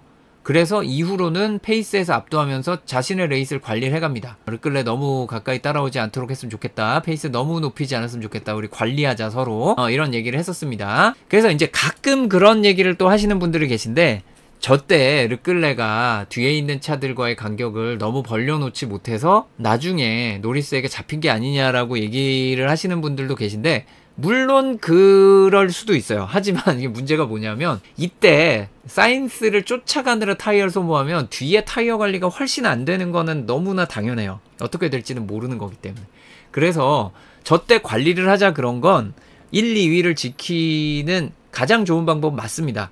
1, 2위 자리 바꿈하는 위험을 피하는 것도 맞고요. 그러니까 사인스가 르클레의 위험을 벗어나는 것도 맞지만 1, 2위를 둘이 같이 하는 가장 좋은 방법도 둘이 서로 추격전 안 하고 타이어 관리하는 겁니다. 그게 맞는데 안타깝게도 내가 여기 노리스와 몇 랩 방어를 했고 아까 잠깐 퀄리파잉 때의 그 셋업 상태 보셨겠지만 퀄리파잉 이후 레이스에 못 바꾸죠. 그러니까 그 셋업 그대로예요. 르클레가 이 가속 구간에서의 장점을 바탕으로 방어를 할 가능성이 꽤 높았어요. 반드시 넘어가지 않고 끝까지 버텼을 거다라고는 얘기 못하지만 DRS를 쓰고 접근하는 노리스라고 하더라도 르클레가 몇 랩 더 막을 수 있지 않았을까 싶은데 르클레에게 악재가 있었죠. 네, 사실 그 악재의 첫 번째는 블루 플렉입니다. 이게 뭐냐면 사인스부터 먼저 문제가 생겼어요. 사인스가 방송에는 안 나왔지만 정말 말도 안 되게 다급한 팀 라디오를 엄청 했었습니다. 뭘 했냐면 앞에 애들이 안 비켜준다고, 한 랩 뒤처진 차들이 굉장히 많이 생겼는데 이 백마커들이 안 비켜준다고 로슨이 많이 했습니다. 이제 로슨이 많이 했고요. 앞에 차들 안 비켜준다고 사인스에게 직접적으로 영향을 준 게 로슨이었어요. 그래서 두 섹터 동안 안 비켜줬다라고 합니다. 이게 왜 체크가 안 됐는지 모르겠어요. 블루 플렉을 보고 3개를 볼 동안 안 나오면 요거는 기계적으로 체크가 되거든요. 근데 진짜 하위권 팀 차를 너무 완전히 신경을 안 쓰고 있는 경우를 제외하면 원래 보는데 어쨌든 사인스 입장에선 블루 플렉 3번을 놓친 게 아닌가 싶기는 해요. 그래서 자 사인스가 그렇게 갔어요. 근데 문제는 르클레도 그걸 또 걸렸잖아요. 르클레와 노리스가 달랐던 게 뭐냐면 노리스는 그 섹터 2, 3에서 이 뭐랄까 그 백마커들의 팩을 안 만났고 르클레는 거기서 만나는 바람에 그 백마커의 숲 여러 대가 막 배틀하고 있고 이런 그 중위권이었죠. 그때는 그때 기준으로 10위권 살짝 아래 고기를 지나갈 때 손해를 왕창 보고 노리스는 손해를 별로 안 본 거예요. 그래서 거기서 격차가 확 좁혀진 거예요. 그것 때문에 갑자기 압박을 받았는데 그렇다고 뭐 트랙을 벗어나서 위험한 장면이 나온 거에 100% 변명은 안 되지만 약간의 변명은 되죠. 왜냐하면 이런 백마커 지나오느라 속도를 잠깐 잃었을 때 하드 타이어가 온도가 순간적으로 망가질 가능성이 있어요. 온도가 너무 떨어져가지고 다시 만드는데 몇 랩이 더 필요할 수 있거든요. 그래서 저런 백마커 때문에 속도가 늦춰졌을 때 특히 하드 타이어일 때는 위험 요소가 사실 있습니다. 드라이버들이 다 알고 관리를 해야 되는 것도 맞긴 하지만 어쨌든 르클레 입장에서는 안타깝게 됐다. 그런데 자 그런 악조건이 몇 개가 겹쳤어요. 17번 코너는 원래가 그 리어가 흔들리는 일이 흔하고요. 리어가 흔들렸을 때 사고로 이어지는 경우도 아주 많은 곳인데 사고 안 난 게 다행입니다. 그래서 이 경기 끝나고 쿨다운 룸에서 그 장면 보면서 사고 안 난 게 다행이에요. 이거는 아주 큰 실수도 아니고 그 뱅크에서 그런 일은 정말 자주 일어납니다. 이 경사가 많이 심해서 캠버가 심하다고 보면 돼요. 바깥쪽이 높고 안쪽이 낮게 갑자기 이런 데 들어와서 가속은 또 시작해야 되고 심하게 문제가 될 수 있는데 그 정도면 다행인데 자 그리고 순위를 뺏겼어요. 뺏기자마자 바로 이거 패스트 스텝 얘기를 했죠. 사실 요거는 큰 문제까지는 아니었는데 요거는 참 잘했습니다. 그래 기왕 일은 벌어졌는데 바로 1포인트라도 가져오자 가자 하고 얘기를 나누고 이게 준비가 따다닥 돼가지고 패스티스 랩을 찍는 거는 그렇죠. 이제 F1은 항상 억가를 당하는 모터스포츠 전체가 카트 탈 때부터 사실 F1보다 저 엔트리 때나 어릴 때나 또 아니면 로컬 경기에서 억가가 훨씬 심해요. 억가는 일어날 수 있는데 그런 상황에 대응을 너무 잘해줬습니다. 이미 4위권과는 어마어마한 격차가 벌어져 있었기 때문에 할만했었죠. 여유있게 들어와서 패스티스 트랩을 바로 찍어줬습니다. 다음은 맥라렌인데요. 자, 맥라렌 저기 7번 코너에서 접촉이 있었어서 표시가 있고요. 노리스 일단 스타트에서 3위 자리를 유지를 하고요. 그 다음 요게 원래는 이제 좀 더 올라갔었어야 되는데, 예, 요게 누구냐, 여기가 아닌데, 여기 더 위에 있어야 되는데, 이 라인이 좀 이상하네요. 예, 어쨌든 이게 왜 두 개지? 네. 노리스 라인이 이상한 거는 나중에 좀 확인을 하겠습니다. 원래 3등인데 여기 3등입니다. 순위 바뀐 적 없죠. 3등으로 쭉 가야 되고 이게 이렇게 있어야 되는데 차트가 이상하게 됐네요. 여기가 똑바로 갑니다. 똑바로. 왜 그러냐면은 베르스타펜을 앞서고 르클레가 지나갔기 때문에 그래야 되는데 이상하게 됐어요. 그리고 노리스와 노리스가 아니라 노리스와 베르스타펜입니다. 이것도 다 이상하네. 나중에 고치겠습니다. 제정신이 아니에요. 어쨌든 여기에서 3등을 유지하게 되고 결과적으로 베르스타펜과 자리를 바꾸고 피스탑을 하게 되는데, 이거를 한번 피스탑을 하고 하드로 들어와 보니까 이 하드에서 페이스가 상당히 좋았어요. 노리스가. 미디엄에서는 페라리와 솔직히 경쟁이 안 됐는데 하드 페이스가 좋았습니다. 그래서 후반에 투자를 좀 하게 되죠. 자, 이제 바꿔서 말하면 이 피아스트리가 이 미디엄으로 상당히 오래 달린 다음에 하드로 바꿉니다. 초반에 순위를 끌어올리려고 미디엄을 썼던 것 같고 그게 통한 것 같아요. 근데 이걸 하드로 조금 더 일찍 바꿨으면 어땠을까라는 생각이 살짝 들어요. 이 피아스트리는. 이 하드 페이스가 맥라렌이 나쁘지 않았기 때문에 이게 사실 되게 상식적인 전략이기는 한데, 뒤에서 올라오느라 이게 투자를 했기 때문에 나중에 하드에서 또 타이어 이득을 또 얻고 추월을 하려면 천천히 바꾼다가 맞기는 한데, 조금 더 일찍 바꿨으면은 마그누센까지 갈 수 있지 않았을까라는 생각이 들기는 합니다. 어쨌든 그거를 이때까진 몰랐으니까, 요 하드 몇 랩 달렸을 때는 그렇게 엄청나게 좋을지 알 수가 없었어요. 왜냐하면 초반에는 관리를 해야 되죠. 초반에 하드 왕창 쓰면 후반에 다 돌려받게 돼 있어요. 대출한 건 갚아야 됩니다. 그래서 초반에 막 쓸 수가 없어요. 이때는 하드에 그렇게 좋은지 몰랐던 거예요. 그런데 나중에 보니까 하드 때 굉장히 좋았고, 하지만 마그누센은 넘지 못해서 경기를 7위가 아니라 8위로 마무리를 하게 됐습니다. 다음은 메르세데스인데요. 이제 메르세데스 경우에는 그들만의 경기를 펼쳤죠. 그들만의 레이스. 잘 보면 스타트에서 해밀턴이 앞서가고요. 너네들 깨끗하게 배틀해라라는 메시지와 함께 러셀이 배틀에서 앞서면서 앞서갑니다. 문제는 러셀이 요 중간에 문제가 좀 있었죠. 이게 100마커를 넘어가는 과정이었다고 하는데, 연석을 좀 깊게 밟으면서, 연석을 깊게 밟을 때 라이드 하이트 낮은 차죠. 항상 바닥에 부딪혀서 문제가 많이 됐는데, 이번에는 윙 쪽이 부딪히면서, 그 P2의 사고도 플로어가 8번 코너 그 연석 너무 깊게 밟고 할 때 플로어가 닿으면서 돈 건데, 이번에는 프론트 윙이 닿은 것 같아요. 그래서 프론트 윙 플랩이 그냥 반 부러졌죠. 단련은 있는데 얘가 이렇게 힘이 없어. 그래서 프론트 윙이 엉망인 상태가 되니까 당연히 타이어 관리도 안 되고 속도도 안 나고 코너 공략도 어렵고 브레이킹도 어렵고 다 어렵죠. 그래서 해밀턴이 따라옵니다. 그런데 해밀턴이 추월하는데 생각보다 오래 걸렸어요. 그러니까 러셀이 진짜 잘 막았습니다. 제 차의 상태를 생각하면 진짜 잘 막은 거예요. 그래서 어쩔 수 없이 자리를 내줬는데, 바꿔서 말하면 프론트윙이 멀쩡했으면 따라왔어도 추월을 안 당했겠지만 따라오지도 못했을 것 같고요. 그래서 러셀이 4위로 마칠 가능성이 있는 경기였는데, 지금 메르세데스로서는 뭐 드라이버 순위 그렇게 중요하지는 않아서 팀으로서는 그냥 비슷하게 갔습니다. 다음은 이제 문제의. 네, 여기 또 그림이 요상하게 됐네요. 자, 베르스타펜 기준으로는 정확히 찍혔네요. 이게 3위와 4위에서 부딪혔으니까. 베르스타펜은 이 문제의 10초 페널티 2번을 받았죠. 2건의 위반을 했습니다. 자, 그리고 중요한 건 그 상태에서 3위로 밀린 상태가 됐기 때문에 2위였다가 3위가 된 거죠. 3위로 밀린 상태에서 피스탑을 하고 이렇게 뒤에서 들어오게 됩니다. 심지어는 여기 냉각이 중요한 곳인데, 가만히 오래 서 있을 경우에 아이들 상태라고 하더라도 냉각이 좀 어렵다라고 보고 20초가 넘게 서 있는 거잖아요. 그래서 중간에 엔진을 껐다 그래요. 끄라고 시켰대요. 엔진 끄고 기다리다가 다시 켜고, 요즘은 킬 수 있죠. 자, 엔진 키는 것까지 다 대비를 하고 들어온 겁니다. 껐다 키는 거. 그래서 엔진 끄고 24초였죠. 그 중계 기억으로 24초인데, 그러니까 20초 페널티 빼고도 4초짜리 페널티를 피스탑을 한 거예요. 완벽하게 빠르게는 못해요. 이게 들어오면 탁 맞춰 탁 이거 박자가 맞아야 2.5초 2초짜리 피스탑도 하는 거지. 들어왔는데 신호 올 때까지 기다려, 따로 말할 때까지 기다려. 말하면 그때 들어가면 이게 듣고 딱 들어가면 안 맞죠 사실. 그래서 아쉬운 부분이 있었고, 그 이후에 생각보다 이 하드타이어 페이스가 안 나옵니다. 이게 또 하나 문제였어요. 그러니까 메르세데스를 따라가는 것까지 생각을 하고 피스탑 타이밍을 조절을 한 거거든요. 메르세데스 특히 그때는 이제 해밀턴이 5위의 타겟이었기 때문에 해밀턴보다 젊은 타이어를 만들어 놓으면 하드 타이어 페이스에서 우리가 우수하다라고 그때까지는 생각을 했어요.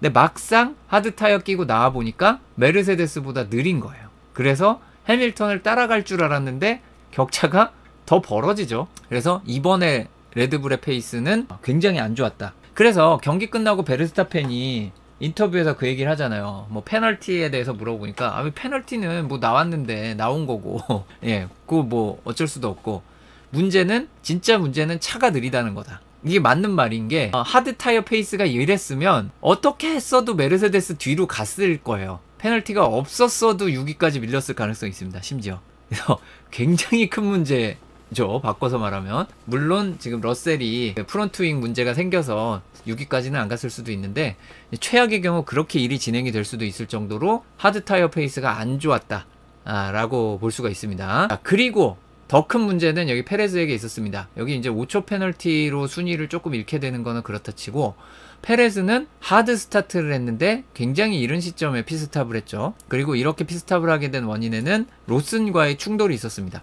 자, 스타트에서도 이미 한 건 했는데 그레이트 스타트 했죠. 정말 잘했습니다. 그리고 순위를 정말 많이 끌어올려서 11위로 달리고 있었어요. 이때까지만 해도 분위기 좋은데 문제는 페이스가 별로 안 나와요. 이때는 하드 타이어가 안 좋은 게 아니라 페레즈의 문제인 줄 알았죠. 근데 레드불의 하드 페이스가 안 좋은 거였어요. 그냥. 그래서 로슨의 압박을 받습니다. 자, 그리고 그렇죠. 이제 로슨과 부딪히게 되는데, 이제 로슨이 솔직히 아주 크게 잘못했냐 하면 그렇지는 않습니다. 페널티를 주거나 할 정도로 잘못한 건 아니에요. 이제 서로 이제 살짝 과하게 몰면서 트랙 밖으로 나갔다 말았다 하고, 팀에서는 팀 라디오에서는 뭐라고 얘기를 하고 그런 게 있습니다만, 이후에 더 큰 문제가 발생을 해요. 일단 페레즈는 사이드포드에 구멍 뚫리는 굉장히 안타까운 상황이 됐고, 이제 성능이 더 안 나오게 되죠. 이때는 이제 그냥 안 나온 거고, 미디엄 타이어 꼈을 때는 사이드포드 구멍까지 영향을 주죠. 게다가 로슨 앞에서 달리다가 로슨에게 이제 다시 추월을 당하는 장면이 뒤에 또 나옵니다. 또 나오는데, 이때 로슨이 가운데 중지를 펴보이는, 해서는 안 될 행동을 했습니다. 중계화면에 안 나왔는데 저도 나중에 알았어요. 그래서 중계화면에 안 나왔기 때문에 왜 그랬느냐는 이따가 로슨 건에서 얘기를 하겠고, 페레즈로서는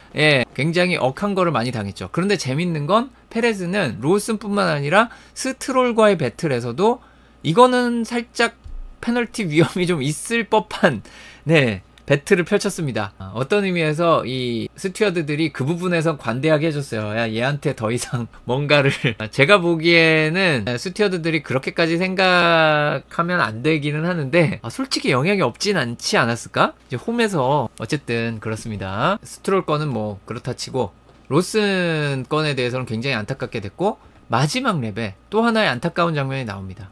이제 패스티스트 랩을 맥라렌이 그때 아마 가지고 있었을 거예요. 이제 들어가기 전에 맥라렌이었던 것 같죠? 자, 그래서 패스티스트 랩을 가져오기 위해서 마지막 2랩을 남기고 들어옵니다. 새 소프트가 있었어요. 페레즈는 Q1 탈락을 했기 때문에 새 소프트가 있습니다. 그러니까 페라리는 플레가 패스티스트 랩 도전을 하지만 썼던 소프트예요. 퀄리파잉에. 새 소프트가 아니죠. 문제는 페레즈의 차가 정상이 아니라는 거. 이게 얼만큼 영향을 주느냐가 문제인데, 생각보다는 영향이 컸던 건지 페레즈가 페이스가 안 나왔던 건지 어림도 없었습니다.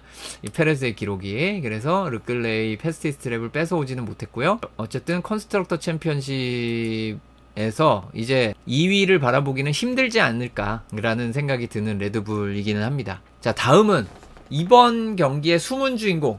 화면에 거의 안 나왔죠. 하스가 거의 안 나왔는데, 일단 결론부터 말하면 빨랐습니다. 이 하스의 전략은 무슨 전략적으로 무슨 엄청난 대단한 걸 할 일이 없었어요. 보시면 이 상위권 차들, 우리의 상대가 아니죠. 이 상위권 차들이 하스의 상대가 아닌데, 그걸 생각하면은 굉장히 무난한 자기들만의 레이스를 합니다. 나중에 이제 피아스트리가 여기로 치고 올라왔는데 마그누센은 따라잡을 걸 생각하기 어려운 수준이었고, 자, 어쨌든 이 하스의 페이스가 말도 안 되게 좋았습니다. 저는 올 시즌 본 하스 경기 중에 이번 경기가 제일 좋았습니다. 지난 미국에서도 잘했다 칭찬을 했는데 솔직히 이번이 더 좋았어요. 페이스는. 심지어 하드 타이어 페이스는 마그누센이 베르스타펜보다 좋았다고 볼 수 있는 부분도 있어요. 요거는 이따가 제가 말씀을 드리겠고, 4강 팀에 크게 밀리지 않는, 물론 아주 빠른 차가 있어서 완전 안 밀린다라고는 못하지만 크게 밀리지 않는 롱런 페이스를 보여준 겁니다. 이거 정말 대단한 거죠. 하스 드라이버들이 둘 다 잘 몰기도 했지만 차도 분명히 좋았고, 마그누센은 이 베스트 랩을 이 하드 타이어로 경기 10랩 남기고 베스트 랩도 돼요. 타이어 관리도 잘 된 거죠. 타이어 관리도 잘 돼, 빨라, 그냥 퀄리파잉도 잘 돼. 이제 어떻게 보면 하스의 단점이라던 부분들이 그냥 다 사라졌어요, 이제는. 그래서 올 시즌 중반에 RB, 그 다음에 이제 윌리엄스가 차례로 우리가 탑5인가 하면서 이제 에스턴 마틴을 위협했다면, 이제는 하스 여기까지 다 지나가면은 에스턴 마틴은 이제 9위 10위인가? 8, 9, 10위권으로 밀리는 것 같은 페이스가 돼버리는데, 어쨌든 하스가 굉장히 좋은 모습을 보여줬습니다. 자, 다음은 알핀입니다. 여기에 알핀이 나오죠. 지금 순서상 뭐냐면은 5번째로 하스가 나오고 6번째로 알핀이 났어요. 알핀이 나쁘지 않았던 거죠. 가슬리도 나쁘지 않았고, 오콘도 물론 여기 패스티스트랩 도전한 차가 좀 있죠. 페레스가 있고, 어쩔 수 없이 패스티스트랩 도전으로 내몰린 로슨이 있죠. 이따가 얘기하겠지만, 어쨌든 이 두 드라이버가 있다고는 하지만 오콘도 순위를 많이 끌어올렸고, 하드 길게 가져가고 미디엄 가져가는 거, 하드 성능이 별로였던 팀들이 많았는데 알핀은 아니었나봐요. 자, 그래서 생각보다 순위 많이 끌어올렸고, 가슬리는 포인트 1점 단계 최선이었습니다. 진짜 최선이에요. 그래서 정말 훌륭한 경기였고, 잘 생각해보면 가슬리가 1000랩 사고 때 알본이 조금이라도 안쪽으로 움직이려고 하는 움직임이 있었다면 같이 갔어요. 가슬리도 3명 리타이어에 가슬리가 껴있을 수 있고, 노 포인트로 끝나는 상황이 올 수도 있었는데 하늘도 도운 거죠. 이거는 무슨 새 드라이버의 어떤 역량 이런 거랑 무관하게 그냥 하늘이 도운 겁니다. 거기에 안 낀 거. 셋이 샌드위치가 됐는데 딱 2명만 접촉을 하고, 접촉한 차가 스핀도 했는데 가슬리에게는 1도 영향을 안 미쳤어요. 그런 의미에서 하늘이 알핀을 도왔다 라고 할 수 있고요. 이번에는 아주 강력하진 않았지만 알핀이 퀄리파잉에서의 약점 생각하면 레이스 페이스는 좋았다 라고 할 수 있습니다. 자, 하늘이 알핀을 도왔다면 하늘이 버린 팀 에스턴 마틴입니다. 하늘이 버렸죠. 왜 버렸느냐? 일단 알론소는 이제 스타트에서 그 사고 장면 바로 뒤에서 살아남은 줄 알았어요. 근데 아니었죠. 리타이어를 하게 됩니다. 400번째 경기. 이때 이미 문제가 발생을 한 걸 알았어요. 세이프티카 상황에서 끝나고 바로 강한 브레이킹을 처음 밟게 되는 세이프티카 이후 첫 번째 1번 코너부터 브레이크 온도가 하염없이 올라가죠. 브레이크 온도를 관리하기 위해 이 조치 저 조치 합니다. 밸런스도 이제 뒤로 옮기고 뭐 별짓을 다 하는데 관리가 안 됩니다. 그래서 리타이어 하게 되죠. 브레이크 온도 관리가 안 되는 문제가 생겼습니다. 왜 안 됐을까요? 아까 얘기한 거에 힌트가 있죠. 알본 츠노다 부딪힌 사고 뒤에 있었다 그랬잖아요. 수많은 파편이 떨어져서 6랩 동안 차를 치우는 것보다 훨씬 긴 시간 동안 세이프티카가 나온 것은 수많은 파편이 떨어졌다는 거고, 그 파편의 일부가 브레이크 덕트를 막은 거죠. 그래서 과열이 된 겁니다. 안타깝게도 꼭 다른 차 파편 뒤집어 쓴다고 꼭 막히는 게 아닌데 하늘이 무심하신지 알론소를 도와주지 않네요. 운이 없었던 겁니다. 네, 그래서 리타이어를 하고 말았고, 이건 뭐 어쩔 수가 없습니다. 이런 일은 생겨요. 모터스포츠에서 억가는 어쩔 수가 없다 라고 넘어가야 되겠고, 바꿔서 말하면 그 사고에 알론소가 이런 피해를 안 당하고 오히려 그 사고에 가슬리가 피해자가 됐다면 스트롤은 포인트를 땄을지도 몰라요. 하지만 랜스 스트롤 이번에 생각보다는 레이스에서 잘해줬거든요. 그런데 이제 페레스와 베트라고 하면서 빠르게 순위를 끌어올리지 못한 거 첫 번째가 있고, 두 번째로는 좀 더 스트롤이 무슨 니키타 마제핀식으로 몰았으면은 페레스를 넘어갔을 수도 있어요. 근데 그렇게까지 막무가내인 친구는 아니기 때문에 뭐 아빠 찬스 쓴다고 뭐 안 좋은 소리 듣긴 하지만 배틀 할 때 막 이렇게 마제핀 정도는 아니에요. 자기가 방어할 때는 좀 과하게 문을 닫는 경향이 있는데 치고 들어갈 때 아몰라 다이브는 안 합니다. 어쨌든 스트롤 같은 경우에는 나름 주행을 잘해줬으나 하드 타이어로 너무 빨리 바꾼 것, 이것도 어떤 의미에선 그 배틀의 영향도 있기는 한데 이 하드에서 페이스가 생각보다 그렇게 좋지는 않았기 때문에 그럼 왜 일찍 바꾼다가 돼버리죠. 그런데도 11위를 했어요. 그걸 생각하면 포인트권에 가까이 갔다. 그래서 나름 기회가 있었다. 결과적으로는 조금만 운이 따라줬으면 에스턴 마틴은 포인트를 따거나 혹은 심할 경우에 더블 포인트도 바랄 수 있지 않았을까 싶습니다. 자, 다음은 운이 따라주지 않았다라기보다는 좀 이슈가 있는 알본과 콜라핀토입니다. 알본은 하늘이 버렸죠. 역시 퀄리파잉을 아쉬웠던 뭐 어떤 경기는 레이스에서 기회가 안 오더니 또 이번엔 퀄리파잉을 잘했더니 레이스에서 1000렙에 끼었습니다. 끼었어. 그래서 알본은 어쩔 수 없이 1000렙에 리타이어를 했고, 콜라핀토는 하드를 길게 가져가면서 포인트에 근접을 했지만 포인트를 획득하는 것까지는 실패를 했고 페널티도 받았죠. 여기 로슨을 추월해가는 과정에서 이거는 콜라핀토가 잘못한 겁니다. 네, 그래서 로슨 맞죠? 네, 프론트윙 부러진 그 건 해가지고 페널티도 나중에 나오는데 결과적으로 영향은 없었습니다. 그래서 콜라핀토가 잘못해서 콜라핀토한테 페널티가 나왔고, 하지만 순위에 영향 없었다. 하지만 이전 경기만큼 강력한 모습을 보여주지는 못했고, 사실은 이 하드 타이어로 길게 간 드라이버들, 요런 드라이버들은 뭘 생각했을까요? 다 세이프티카가 한 번 더 나오지 않을까를 기대하는 거죠. 그러면 여기서 이렇게 많이 안 떨어지고 한 요 정도, 중간 정도만 떨어지고 가거든요. 그러면 혹시 포인트? 이렇게 될 수 있어서 세이프티카 한 번 더 나오길 바랬는데 그런 일은 나타나지 않았고요. 작년에는 요 랩 중간보다 조금 앞에 세이프티카가 나와가지고 굉장히 애매했었어요. 첫 피스탑 몇 명 이미 했는데 세이프티카 나오고 그래가지고. 자, 다음은 자우버입니다. 놀랍게도 이 순서가 자우버라는 거. 뒤에가 알비죠. 자, 알비가 정말 최악의 경기가 돼버렸어요. 그래서 자우버가 여기 나옵니다. 자우버는 두 명 모두 세이프티카를 기다렸어요. 이 경기에서 솔직히 보타스의 페이스를 봐서는 배틀이 쉽지는 않은데, 이게 한 세 자리만 앞에서 출발했어도 순위권 경쟁이 됐을지도 모르겠는데 페이스가 조금 아쉽긴 했지만 너무 오래 기다렸거든요. 그래서 이 저우관유보다도 6렙을 더 기다렸어요. 이게 44렙엔 들어갔었어야 되는 거 아닌가 싶긴 한데 마지막에 미디엄 타이어로 이득을 얻기가 상당히 많이 힘들었고, 페이스는 이 순위에 보이는 것보단 좋았습니다. 나쁘지 않았어요. 근데 결과적으로는 이 미디엄 타이어로도 나중에 순위를 뺏기게 되니까 좀 안타까웠던 보타스가 됐고, 자, 문제의 팀입니다. 자, 스타트에서 야심찼던 츠노다. 페널티를 줄 정도는 아니지만 과하게 낙관적으로 봤습니다. 과하게 낙관적으로 봤어요. 첫 코너 바깥쪽 추월 시도. 그래서 그대로 리타이어를 했고요. 알본도 리타이어 시켰고요. 자, 로스는 여기에서 10위권으로 올라옵니다. 여기까지 좋죠. 자, 그런데 이제 그 뒤에 있던 페레즈와 자, 이제 앞서거니 뒤서거니 하는 과정에서 이제 처음에는 자리를 잠깐 내줬다가 다시 재추월하는 과정이죠. 예, 그래서 재추월을 시도하는 과정에서 옆구리를 들이받아 버리고, 이 배틀은 솔직히 서로서로 트랙 경계를 살짝 넘어가면서 선을 살짝 넘어가면서 싸운 거기 때문에 뭐 그러려니 하는데, 이 부딪힐 정도로 싸우는 게 맞았냐? 물론 A팀, B팀 너무 자매팀끼리 배틀도 안 하고 그러면 그것도 말이 나오겠지만, 그래도 지금 상황에서 이게 맞나 싶기는 좀 한 배틀이기는 했어요. 자, 어쨌든 로슨도 세이프티카를 기다려봅니다. 비교적 일찍 포기했죠. 일찍 포기를 하고 이제 나왔는데, 순위를 올리는 과정에서 이제 예를 들면 페레스라든가 이제 이런 드라이버들의 그 두 세터씩 막혀있는 걸 경험을 해요. 근데 제가 보기에 이거는 로슨이 아직은 혈기가 넘치는 20대 초반이다 보니 약간은 흥분하지 않았나 라고 생각이 들긴 합니다. 그래서 자꾸 안 비켜주고, 근데 사실 그거를 선두를 달리는 사인스도 겪고 르클레도 겪었던 일이거든요. 그러나 로스는 참지 못했어요. 그래서 페레즈에게 중지를 펼쳐 보이는, 해서는 안 될 행위를 했습니다. 네, 안 되죠. 이거는 절대 안 됩니다.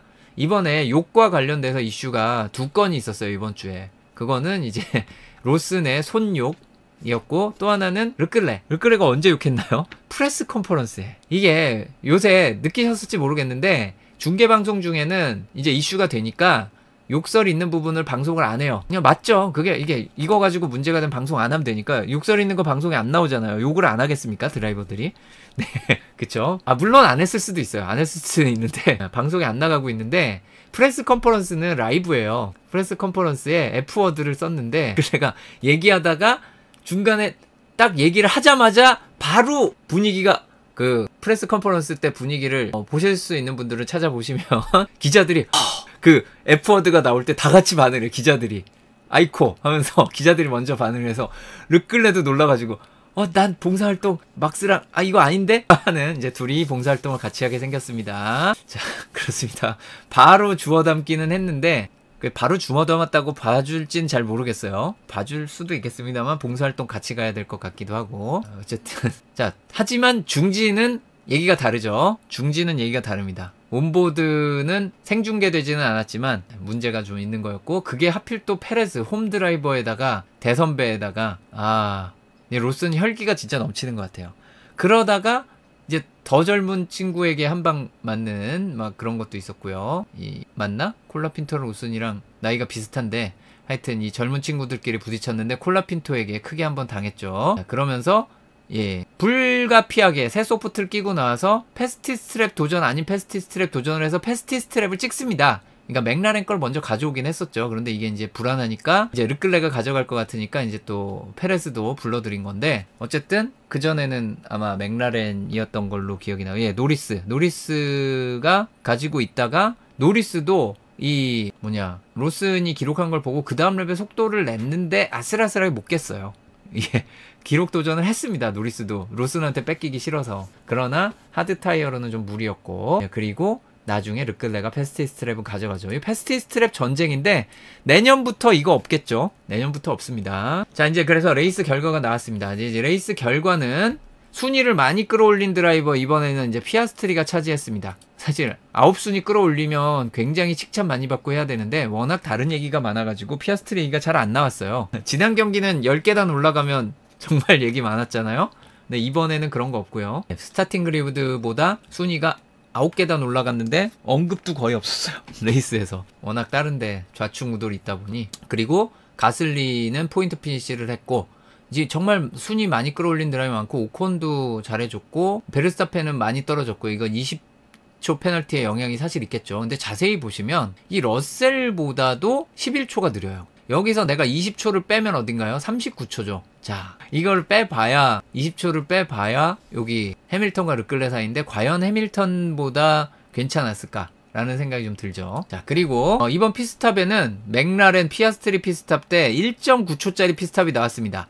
요즘은 빠른 피스탑이 안 나오네요 라는 말을 드리자마자 맥라렌이 아닌데요 라고 하면서 노리스 피아스트리까지 1, 3위를 가져갑니다. 그런데 여기도 자세히 보면 5등부터 2.5초 넘어가죠. 자, 이 경기도 피스탑이 20번 이상 있었는데 2.5초가 5등입니다. 그러니까 요새는 2.5초면 빠른 거 맞아요. 2.5초면 빠른 거 맞습니다. 2.89초도 10등에 들어요. 그렇고요. 베르스타펜은 24초는 없습니다. 자, 그리고 패스티스트랩 도전. 여기에 이제 현격한 차이가 보이죠. 모두 소프트 타이어입니다. 그런데 로슨과 페레스는 새 소프트예요. 19초 5. 그리고 두 랩 뒤에 페레스가 19초 2. 르클레는 썼던 퀄리파잉에서 기록 냈던 타이어 1분 18초 3입니다. 이 차이가 어마어마하죠. 0.9초 차이가 나요. 이게 그렇습니다. 멕시코시티 그랑프리 주요 기록 사인스가 통산 4승 시즌 2승째를 기록하게 되고요. 노리스는 시즌 12번째 르클레는 시즌 11번째 포디엄 피니시를 기록을 하게 됩니다.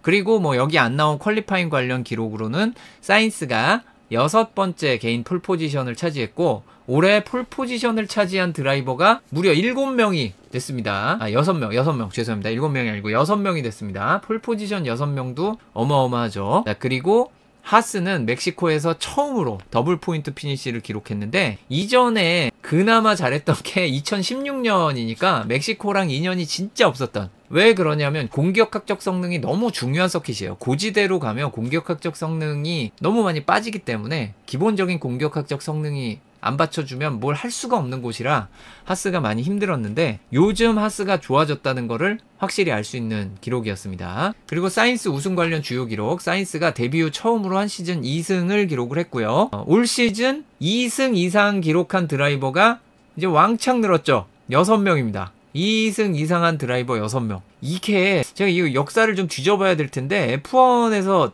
처음 아닌가 싶어요. 이게 따로 지금 누가 정리한 사람이 없어서 그런데 제 기억이 안 나거든요. 이거를 그 인공지능 같은 데 물어보면 하도 거짓말을 해가지고 제가 인공지능으로도 확인을 못하고 그 2명 이상, 2번 이상 우승한 드라이버가 6명이 나올 수가 있나 싶기는 한데, 그러니까 그 11명이나 우승자가 나왔던 1982 시즌도 2승이 몇 명 없어요. 3명? 3명이었던 걸로 기억을 해요, 제가. 2승이 잘 안 나옵니다. 그런데 올해는 정말 대단한 시즌이 아닌가 싶어요. 네, 어쨌든 그렇고요. 사인스는 멕시코에서 포디엄 피니시도 없었어요. 포디엄에도 못 올랐는데 올해 처음으로 포디엄에 오른 게 우승이 됐고요.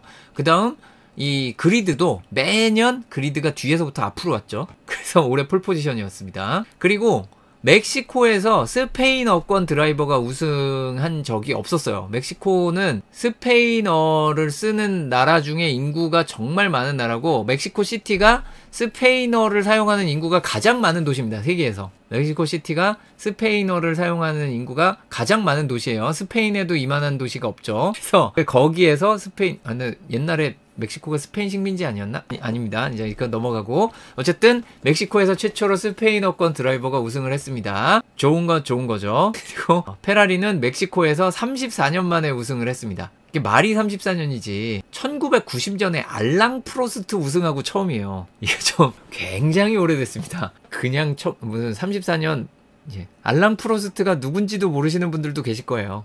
팬 여러분들 중에. 정상입니다. 괜찮으니까 그냥 좋아요만 눌러주시면 되겠고요. 자, 모르셔도 됩니다. 좋아요만 누르시면. 그렇고요. 자, 월드 드라이버 챔피언십, 베르스타펜과 노리스의 격차가 47포인트로 줄어들었습니다. 사실 큰 차이인데 그래도 많이 줄었죠.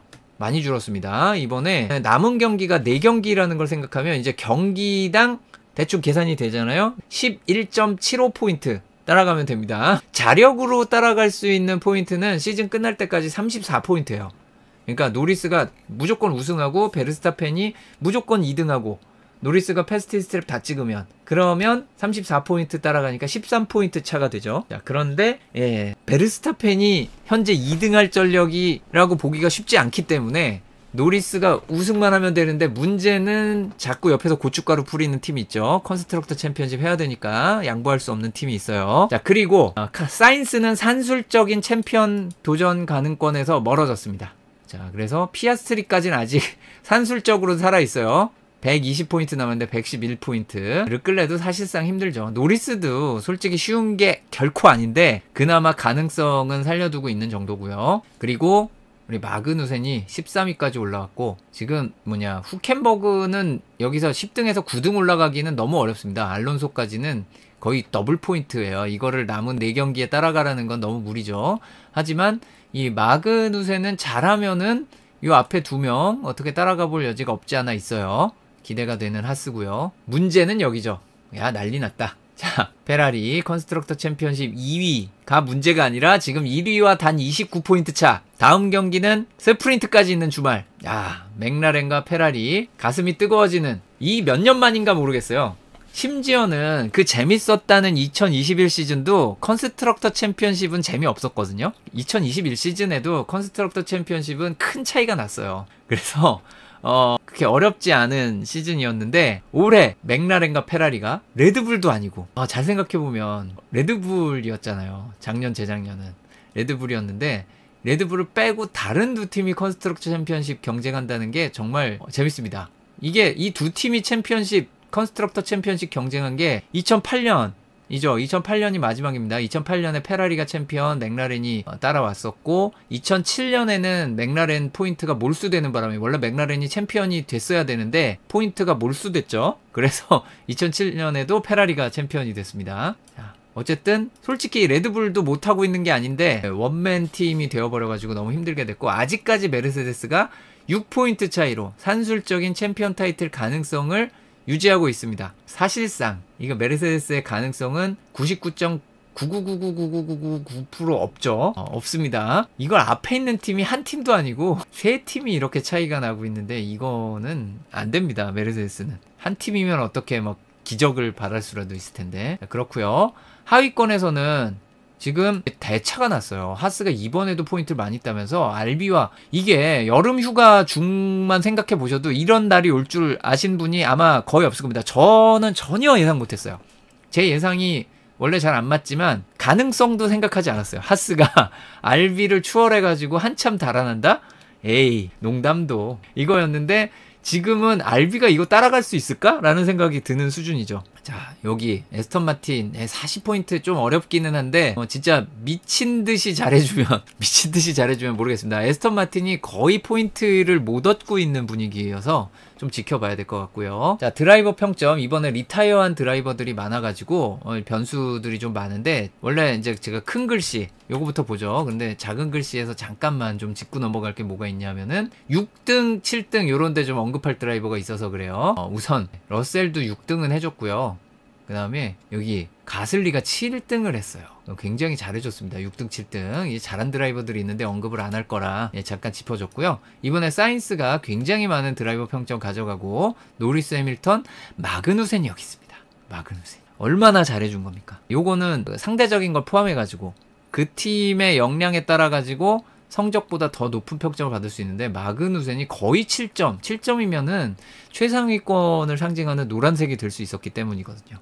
그래서 마그누센이 정말 잘해줬습니다. 반면에 정말 못한 드라이버는 누가 있을까요? 퀄리파잉에서 사고 내고 레이스에서 문제 있었던 츠노다 유키를 비롯해서 400번째 그랑프리가 망한 알론소, 리타이어한 알본, 그리고 3명은 리타이어니까 점수가 낮고 완주한 드라이버 중에 페레즈. 안타깝습니다. 그래서 시즌 종합 이제 몇 경기 안 남았어요. 이제는 많이 바뀔 게 없죠. 베르스타펜이 8.29, 노리스가 7.68. 격차가 많이 좁혀졌습니다. 참고로 작년에 거의 비슷한 시스템으로 했을 때 베르스타펜의 점수가 9.5가 넘었던 걸로 알거든요. 시즌 종합이. 미쳤었어요. 이게 거의 비슷한 시스템인데 그만큼 혼자 다 한 시즌이었는데 올해는 이 르클레도 1점 이내로 붙었습니다. 이 3명이 베르스타펜, 노리스, 르클레가 굉장히 잘해주고 있고요. 워스트 5 안타까운 드라이버들 내년에 볼 수 있을까 싶은 드라이버들이 많죠. 저우관유, 마그누센, 보타스. 가슬리는 용케 계약을 했어요. 그러니까 생각보다 가슬리가 잘해준다고 보기 어려운데 알핀이 손을 잡은 겁니다. 어떻게 보면. 그리고 아닙니다. 찬스 아니고 네 그렇고요. 자, 레드불 드라이버 평점 추이 누가 봐도 하향세죠. 특히 페레스 약간 그 밝은 색으로 돼 있는 하늘색 같은 페레스가 6점 이상을 기록한 마지막 경기가 마이애미였어요. 그 이후로 6점 이상이 없습니다. 굉장히 안타까운 결과가 아닐 수 없고요. 메르세데스 같은 경우엔 그래도 이번 경기가 2명 다 6점을 넘겼으니까 6점을 넘기는 게 이제 잘하냐 못하냐의 큰 기준이라고 할 수 있는데 최근에 좀 안 좋아지려고 그러던 분위기에서 이번 경기는 나름 선방한 경기가 됐습니다. 아주 만족스럽진 않지만요. 그러면 페라리는 그렇죠. 사인스가 8점 이상 넘긴 경기가 4경기밖에 없어요. 그게 시즌 초반에 호주, 일본 있었고 그 다음에 시즌 중반에 오스트리아 있었고 그 다음에 이제 멕시코 시티에서 거의 10점 만점에 근접을 했죠. 사인스가 페라리 떠나기 전에 한 번 더 우승하고 싶었다 얘기했는데 저의 개인 소견으로 한 번 더 할 가능성도 있다라고 보긴 합니다. 2번은 무린 것 같고 브라질, 라스베이거스, 카타르, 아부다비 라스베이거스? 네 한번 보겠습니다. 하지만 거기는 또 시가지의 왕자님이 계셔가지고 어떨지 모르겠네요. 또 맥라렌 같은 경우에는 이번 경기 분위기가 조금 안 좋다고도 할 수 있지만 노리스는 지난 미국보다는 훨씬 좋았고요. 그리고 이제 남은 경기 중에도 이제 맥라렌이 잘할 것 같은 경기장이 몇 개 있죠. 상파울로, 인터라고스는 그래도 맥라렌이지 않을까라고 솔직히 생각합니다. 한번 지켜보도록 하겠고요. 카타르랑 상파울로는 맥라렌이 제일 강할 것 같고요. 아부다비랑 라스베이거스는 지금 분위기로는 페라리랑 맥라렌이 굉장히 맞먹을 것 같아요. 저의 추측입니다. 제가 예상했으니까 틀릴지도. 제가 여기서 천기누설 비밀을 하나 안내해드리면 멕시코 시티 그랑프리 아무래도 1000렙의 사고가 많이 나는 곳이기 때문에 안영진 캐스터와 제가 내기를 했습니다. 저희 내기 많이 합니다. 1000렙 사고로 리타이어할 드라이버 우승자 이런 거 예측 안 하고 1000렙 사고로 리타이어할 드라이버를 예측을 했는데 그 중에 안영진 캐스터는 안영진 캐스터가 자백을 하실 거고 이제 저는 사인스와 베르스타펜이 부딪혀서 동반 리타이어하는 엄청난 드라마를 예상을 했었는데 다행히 사인스가 바깥쪽 트랙 바깥으로 피하면서 그런 일은 없었죠. 네 그랬고요. 제가 2명을 지켜준 겁니다. 자, 그렇고요. 자, 알핀, 에스턴 마틴은 우울해서 그냥 넘어갔습니다. 그나마 스트롤이 제가 3경기에 한 번 잘한다 뭐 그런 얘기 했었는데 이번에 정말 간만에 짙은 초록색 스트롤이 알론소보다 잘했는데 이게 스트롤이 잘한 게 아니라 알론소가 못한 거죠. 자세히 보면. 네, 안타깝습니다. 못했다기보다 그냥 성적이 안 나온 거죠. 하지만 F1은 그 성적이 영어로 메리토크라시라 그러죠. 네. 성적 지상주의입니다. 여기는 어쩔 수가 없어요. 자, 알핀 같은 경우에는 이제 가슬리가 잘해줬고요. 그 다음에 오콘은 성적이 좋지 않았습니다. 하지만 지난 미국보다는 두 드라이버 다 포인트가 올랐다는 게 재밌고, 가슬리는 그래도 6포인트를 넘겼어요. 올 시즌 3번밖에 못 넘겼는데 이번에 넘긴 겁니다. 가슬리가 딱 3번이에요. 스페인, 네덜란드, 멕시코. 자, 그렇고요. 그 다음 윌리엄스 같은 경우에는 콜라핀토가 당연히 리타이어한 알본보다는 포인트가 높긴 한데 F1 데뷔하고 가장 안 좋은 성적을 거뒀습니다. 그리고 알비, 로슨이 리타이어한 츠노다보다는 좋았지만 지난 경기처럼 좋은 소개를 들을 수는 없는 성적이 나왔고요. 자, 이제 채팅창이 화면에 안 나오는 레이스 전체 랩타임 보도록 하겠습니다. 빨리빨리 보고 가도록 하죠. 이슈가 있는 것만 짚고 넘어갈게요. 스틴트 1, 첫 번째 스틴트에서는 페라리가 눈에 띕니다. 특히 사인스가 굉장히 관리가 잘 된 걸 알 수 있죠. 두 번째 스틴트에서는 아래쪽에 주황색이 눈에 많이 띄면은 지극히 정상입니다. 네, 맥라렌이 하드 후반에 굉장히 좋았다는 거를 이 여러 그래프를 겹쳐놓은 거에서도 알 수가 있고요. 자, 레드불 같은 경우에 페레스가 피스탑 전에 뭔가 꼭 일이 있었죠. 뭔가 일이 있습니다. 뭔가 일이 있고요. 네, 뭔가 일이 있고 들어갔고요. 그렇다 그래서 뭐 타이어 관리 같은 게 잘 됐냐? 전혀 아니죠. 특히 이 미디엄 타이어 이거 관리 안 됐죠. 베르스타펜의 첫 스틴트보다도 안 좋았다라고 할 수 있어요. 그 베르스타펜은 어떻게 보면은 자신의 페이스를 잘 유지해줬고 특별히 뭐 속도를 늦추거나 한 게 없어요. 관리했다는 얘기도 없습니다. 인터뷰에서. 메르세데스를 처음에 따라갈 수 있을 줄 알았는데 그래서 몇 번 속도를 높이고 앞에 추월도 하고 앞에 차 몇 번 지나가고 막 하는데 그 이후에는 그냥 무난한 레이스 페이스가 돼버렸습니다. 레드불의 페이스를 보면 베르스타펜이 전체 3위로 3위권에서 달렸으니까 3위 나오는 게 지극히 정상이죠. 그리고 페레스는 12위, 여기 특히 로슨과 부딪힌 그런 장면들 포함해가 12위밖에 안 되고요. 랩수가 많지 않은 거 생각하면 굉장히 안타까운 상황이라고 할 수 있고, 페레스는 2스탑을 했죠. 여기에서도 시간 손해가 어마어마한데 사실 3스탑도 했습니다. 여기서 패스티 스트랩 도전했죠. 백마커 되고 패스티 스트랩 도전하고 실패까지 했어요. 굉장히 안타깝습니다. 자, 그리고 평균 랩타임 1위네요. 정말 자랑스럽다라고 생각하면 안 되는 게 이게 2명 중 1위입니다. 2명 중 1위예요. 그래서 절대 자랑스러운 거 아니고요. 평균 랩타임에서 베르스타펜이 두 번째 스틴트 전체 10위입니다. 이게 문제죠. 차가 느렸다는 겁니다. 페레스는 더 느렸지만 이 베르스타펜이 전체 10위밖에 안 돼요. 굉장히 느린 겁니다. 스틴트 2는 20명이 다 있는데 10등이에요. 어쨌든 메르세데스처럼 이렇게 안정적인 페이스를 보여주는데 이 중에 상당 부분은 같은 팀 차에 막혀가지고 그 속도에 맞춰져서 똑같이 가는 겁니다. 그러나 어쨌든 러셀은 해밀턴을 한번 추월하기도 했지만 나중에는 추월을 당해서 원위치가 되어버린 셈이 됐고요. 스타트에서 한번 바꾸고 중간에 추월 한번 하고 다시 재추월되고 이러면서 제자리로 가고 말았습니다. 페이스는 딱 3위권 팀의 수준이죠. 5위, 6위. 그런데 두 번째 주행에서도 5, 6위 그냥 무난하게 갑니다. 특별히 문제는 없었어요. 그런데 이제 평균 랩타임을 눈에 두실 거는 1분 20초 570, 1분 22초 816, 1분 22초 중후반대라고 보시면 되고 여기는 1분 21초 초반 이라고 보면 되죠. 아까 이 베르스타펜이 1분 21초 중반이잖아요. 21초 4. 그러니까 베르스타펜과는 분명히 차이가 나는 기록이었고요. 페라리는 굉장히 좋았죠.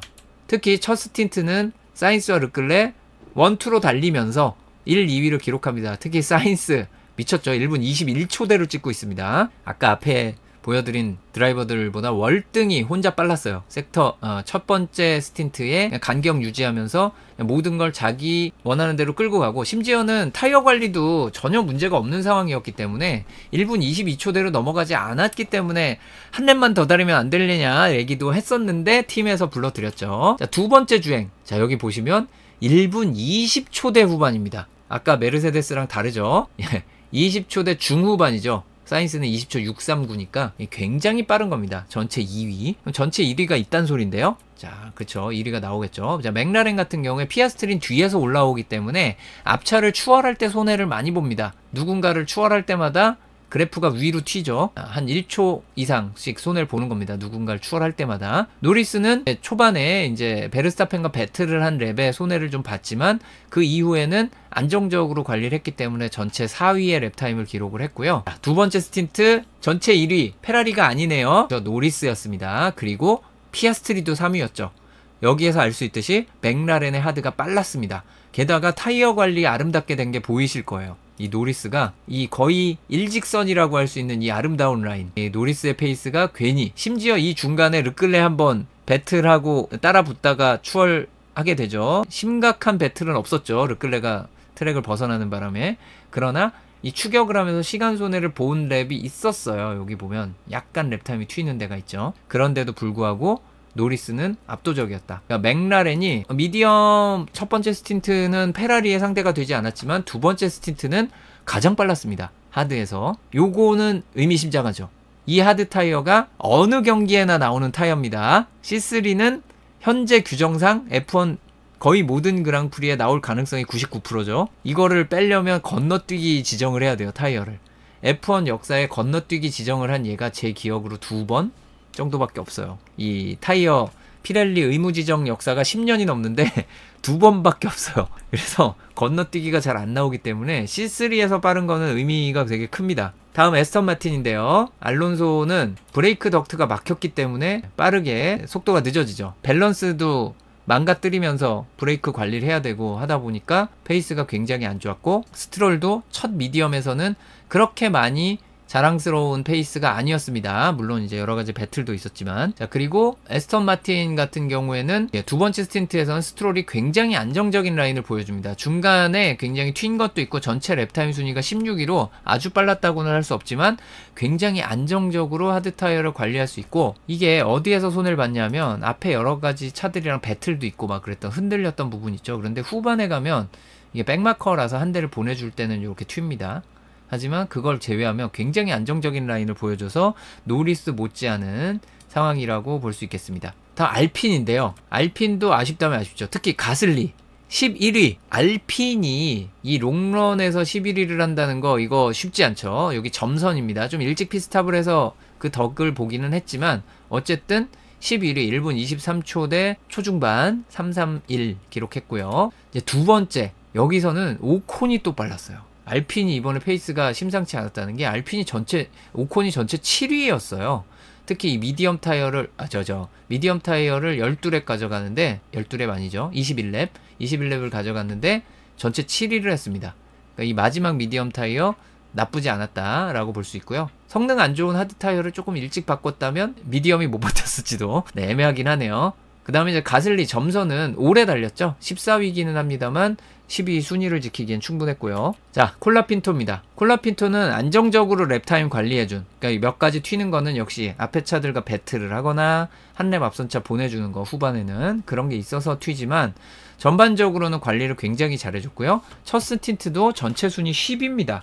괜찮죠? 다시 한번 말씀드리지만 콜라핀토는 올 시즌 후반에 갑자기 들어온, 후반기 시작하면서 들어온 것도 아니잖아요. 심지어 후반에 갑자기 들어온 드라이버로 그냥 사고만 안 내고 달려줘도 고마운데, 이번에는 물론 큰 파손은 아니지만 다른 차에 파손을 입히는 사고가 있기는 했고요. 두 번째 스틴트도 9위예요. 콜라핀토의 스피드는 정말 좋았습니다. 하지만 운영, 그 배틀 과정에서 페널티 받은 거라든가 결과적으로는 따라가서 추월할 정도의 페이스는 아니었기 때문에 다소 아쉬운 부분이 없지는 않았는데, 이 친구는 거의 지금 까임 방지권을 획득한 상태거든요. 앞으로 한 반년 동안은, 이제 내년 초에는 없을 수 있지만, 없을 가능성이 꽤 되긴 하지만 있어도 한동안 까임 방지를 받지 않을까 싶습니다. 알비는 츠노다는 없고요. 로슨인데, 로슨도 페이스가 나쁘진 않았습니다만 결정적으로 시간 손해를 본 누구누구와의 배틀 막 이런 게 좀 심했고요. 그리고 이제 두 번째 스틴트 이후에 마지막 패스티스트 랩 도전도 했습니다. 그래서 이제 평균 랩타임이 2위죠. 저게 페레즈 1위, 로슨 2위, 두 명밖에 없는 겁니다. 그게 나온 거고요. 그 다음 리암 로슨 같은 경우에는 두 번째 스틴트 미디엄이 나쁘지는 않았는데 역시 그 백마커로 다른 차 보내주거나 배틀을 할 때 시간 손해가 너무 컸어요. 다음 자우버입니다. 자우버 왜 칭찬하느냐, 여기 보시면 보타스가 전체 14위 정도기는 한데 이게 이 하드를 굉장히 길게 끌고 갔다는 거 감안하면은 상당히 좋은 페이스였고, 심지어 저우 관유도 보타스와 평균 랩타임 차이가 나지만 그래프를 보면 거의 같아요. 굉장히 비슷합니다. 굉장히 비슷합니다. 그러니까 저우관유가 퀄리파잉에서 정말 의욕이 1도 없는 모습을 보여준 것과 달리 레이스에서 그러니까 룸을 두고 달릴 때는 잘 달려요. 그 얘기는 바꿔서 말하면 뭐다? 그 한계까지 달려야 되는 퀄리파잉에서 몸을 사리고 있다라고, 그게 심리적으로 막 그 야구에서 스트라이크 못 넣는 투수처럼 어쩔 수 없이 사려지는 걸 수도 있고, 뭔가 계약 관계나 지시사항이 있어가지고 사리는 걸 수도 있는 것 같아요. 근데 어쨌든 레이스 페이스 보면 안 느려요, 얘가. 퀄리파잉이 매번 그런 거 보면 뭔가 있는 게 아닌가라는 생각이 다시 한번 들고요. 마지막 스틴트, 여기서는 이제 저우관유가 조금 일찍 피스탑을 했는데 중간에 백마커로 누군가를 보내줄 때 같은 때를 빼면은 페이스는 역시 보타스랑 비슷하죠. 그리고 보타스는 마지막 스틴트 전체 평균 랩타임 순위 11입니다. 안 나쁘죠. 자우버가 페이스가 좋아진 게 맞아요. 특히 이 공격학적 성능이 중요한 서킷에서, 물론 자우버는 약간 드래그 심하고 극과죠, RB처럼. 네, 그래서 오히려 멕시코시티가 나을 수 있기는 한데 어쨌든 이번엔 나쁘지 않았습니다. 다만 앞에 리타이어가 많지 않으면 포인트 따기 힘든 순위라는 게 문제고요. 하스, 오늘의 진주인공 중에 하나입니다. 하스는 자, 지금 마그누센과 후켄버그 평균 랩타임 자체가 7위, 9위도 있지만 저 그래프의 아름다움, 이제 많이 보신 분들은 아시겠지만 튀는 거 없이 이제 후반엔 뭐 백마커 되고 혹은 뭐 배틀 있고 이러면 어쩔 수 없이 튀는데, 일정한 게 얼마나 중요한지를 제가 누누이 강조를 했죠. 심지어 그 맥라렌 굉장히 안 좋던 시절에도 이 팀이 잘 되려면 그래프가 안정화돼야 되는데 안정화되고 있다, 이건 언젠간 올라온다, 뭐 그런 얘기를 많이 했는데 하스가 그게 되고 있어요. 정말 좋죠. 마그누센은 이 두 번째 스틴트가 예술이에요. 일단 마그누센의 두 번째 스틴트는 짧은 편이 아닙니다. 길어요. 플라잉 랩만 40랩, 인랩 마지막 처음에 바꾼 랩을 빼니까 41랩이에요. 사실 굉장히 길게 가져갔는데 8위예요. 그리고 그래프도 안정적이고 이 페이스가 놀랍게 빠른 페이스였던 거죠. 후켄버그 마지막에 저렇게 느려진 거는 어차피 의미 없어서 자, 무려 이 첫 스틴트를 5명을 비교합니다. 5팀. 그런데 제 5팀이 에스턴 마틴도 아니고 알비도 아니고 윌리엄스도 아니고 하스예요. 마그누센. 사인스, 노리스, 베르스타펜, 러셀, 마그누센의 첫 스틴트를 비교해보면 사인스, 빨간색 페라리가 압도적이라는 걸 알 수 있죠. 요거를 추세선으로 그려서 비교해보면, 그러니까 기본적인 페이스가 누가 빠르고 누가 더 나아지는 중인가를 그래프로 비교해보시면 돼요. 그러니까 내려가는 쪽일수록 좋은 거죠. 그러니까 베르스타펜은 관리가 오히려 맥라렌보단 잘 된 편이지만 처음 페이스에서는 노리스가 조금 더 앞섰다가 이제 역전이 되는 그런 모습이고, 하스는 첫 스틴트는 안 좋아요. 메르세데스는 관리가 조금 잘 되는 편이지만 페이스가 조금 떨어지고, 페라리는 그냥 다 좋죠. 문제는 두 번째 스틴트입니다. 이 그림을 그리고 보면 제가 왜 마그누센이 잘했다 그러는지가 느낌이 좀 오실 거예요. 이게 러셀과 해밀턴이 결국 랩타임은 비슷했기 때문에 프론트윙에 손상이 있긴 했지만, 러셀과 베르스타펜 그리고 마그누센 3명이 비슷해요. 하스가 그러니까 지금 4강 팀이 있고 그 다음에 하스다라고 얘기할 수 없고, 이거는 거의 2강 3중이죠. 2강 3중입니다. 이 C3가 중요하다고 제가 말씀드렸잖아요. 똑같은 C3 페이스에서 이런 모습을 보여줬다는 거는 대단하다. 특히 이 페이스 선을 그려보면 심상치 않죠. 일단 페라리가 맥라렌에게 마지막에 역전을 당한 걸 알 수 있어요. 페이스에서. 이게 바로 노리스가 르클레르를 손쉽게 추격하고 사인스가 벌어놓은 게 없었다면 후반에 위험해질 수도 있었던 요인 중에 하나고, 메르세데스는 좀 페이스가 고정이 돼 있는데 저거는 뭐 프론트윙 손상의 영향도 있기는 있었을 겁니다. 어쨌든 마지막 순간에 레드불보다도 하스가 더 아래로 내려오는, 이거 놀랍죠? 그렇습니다.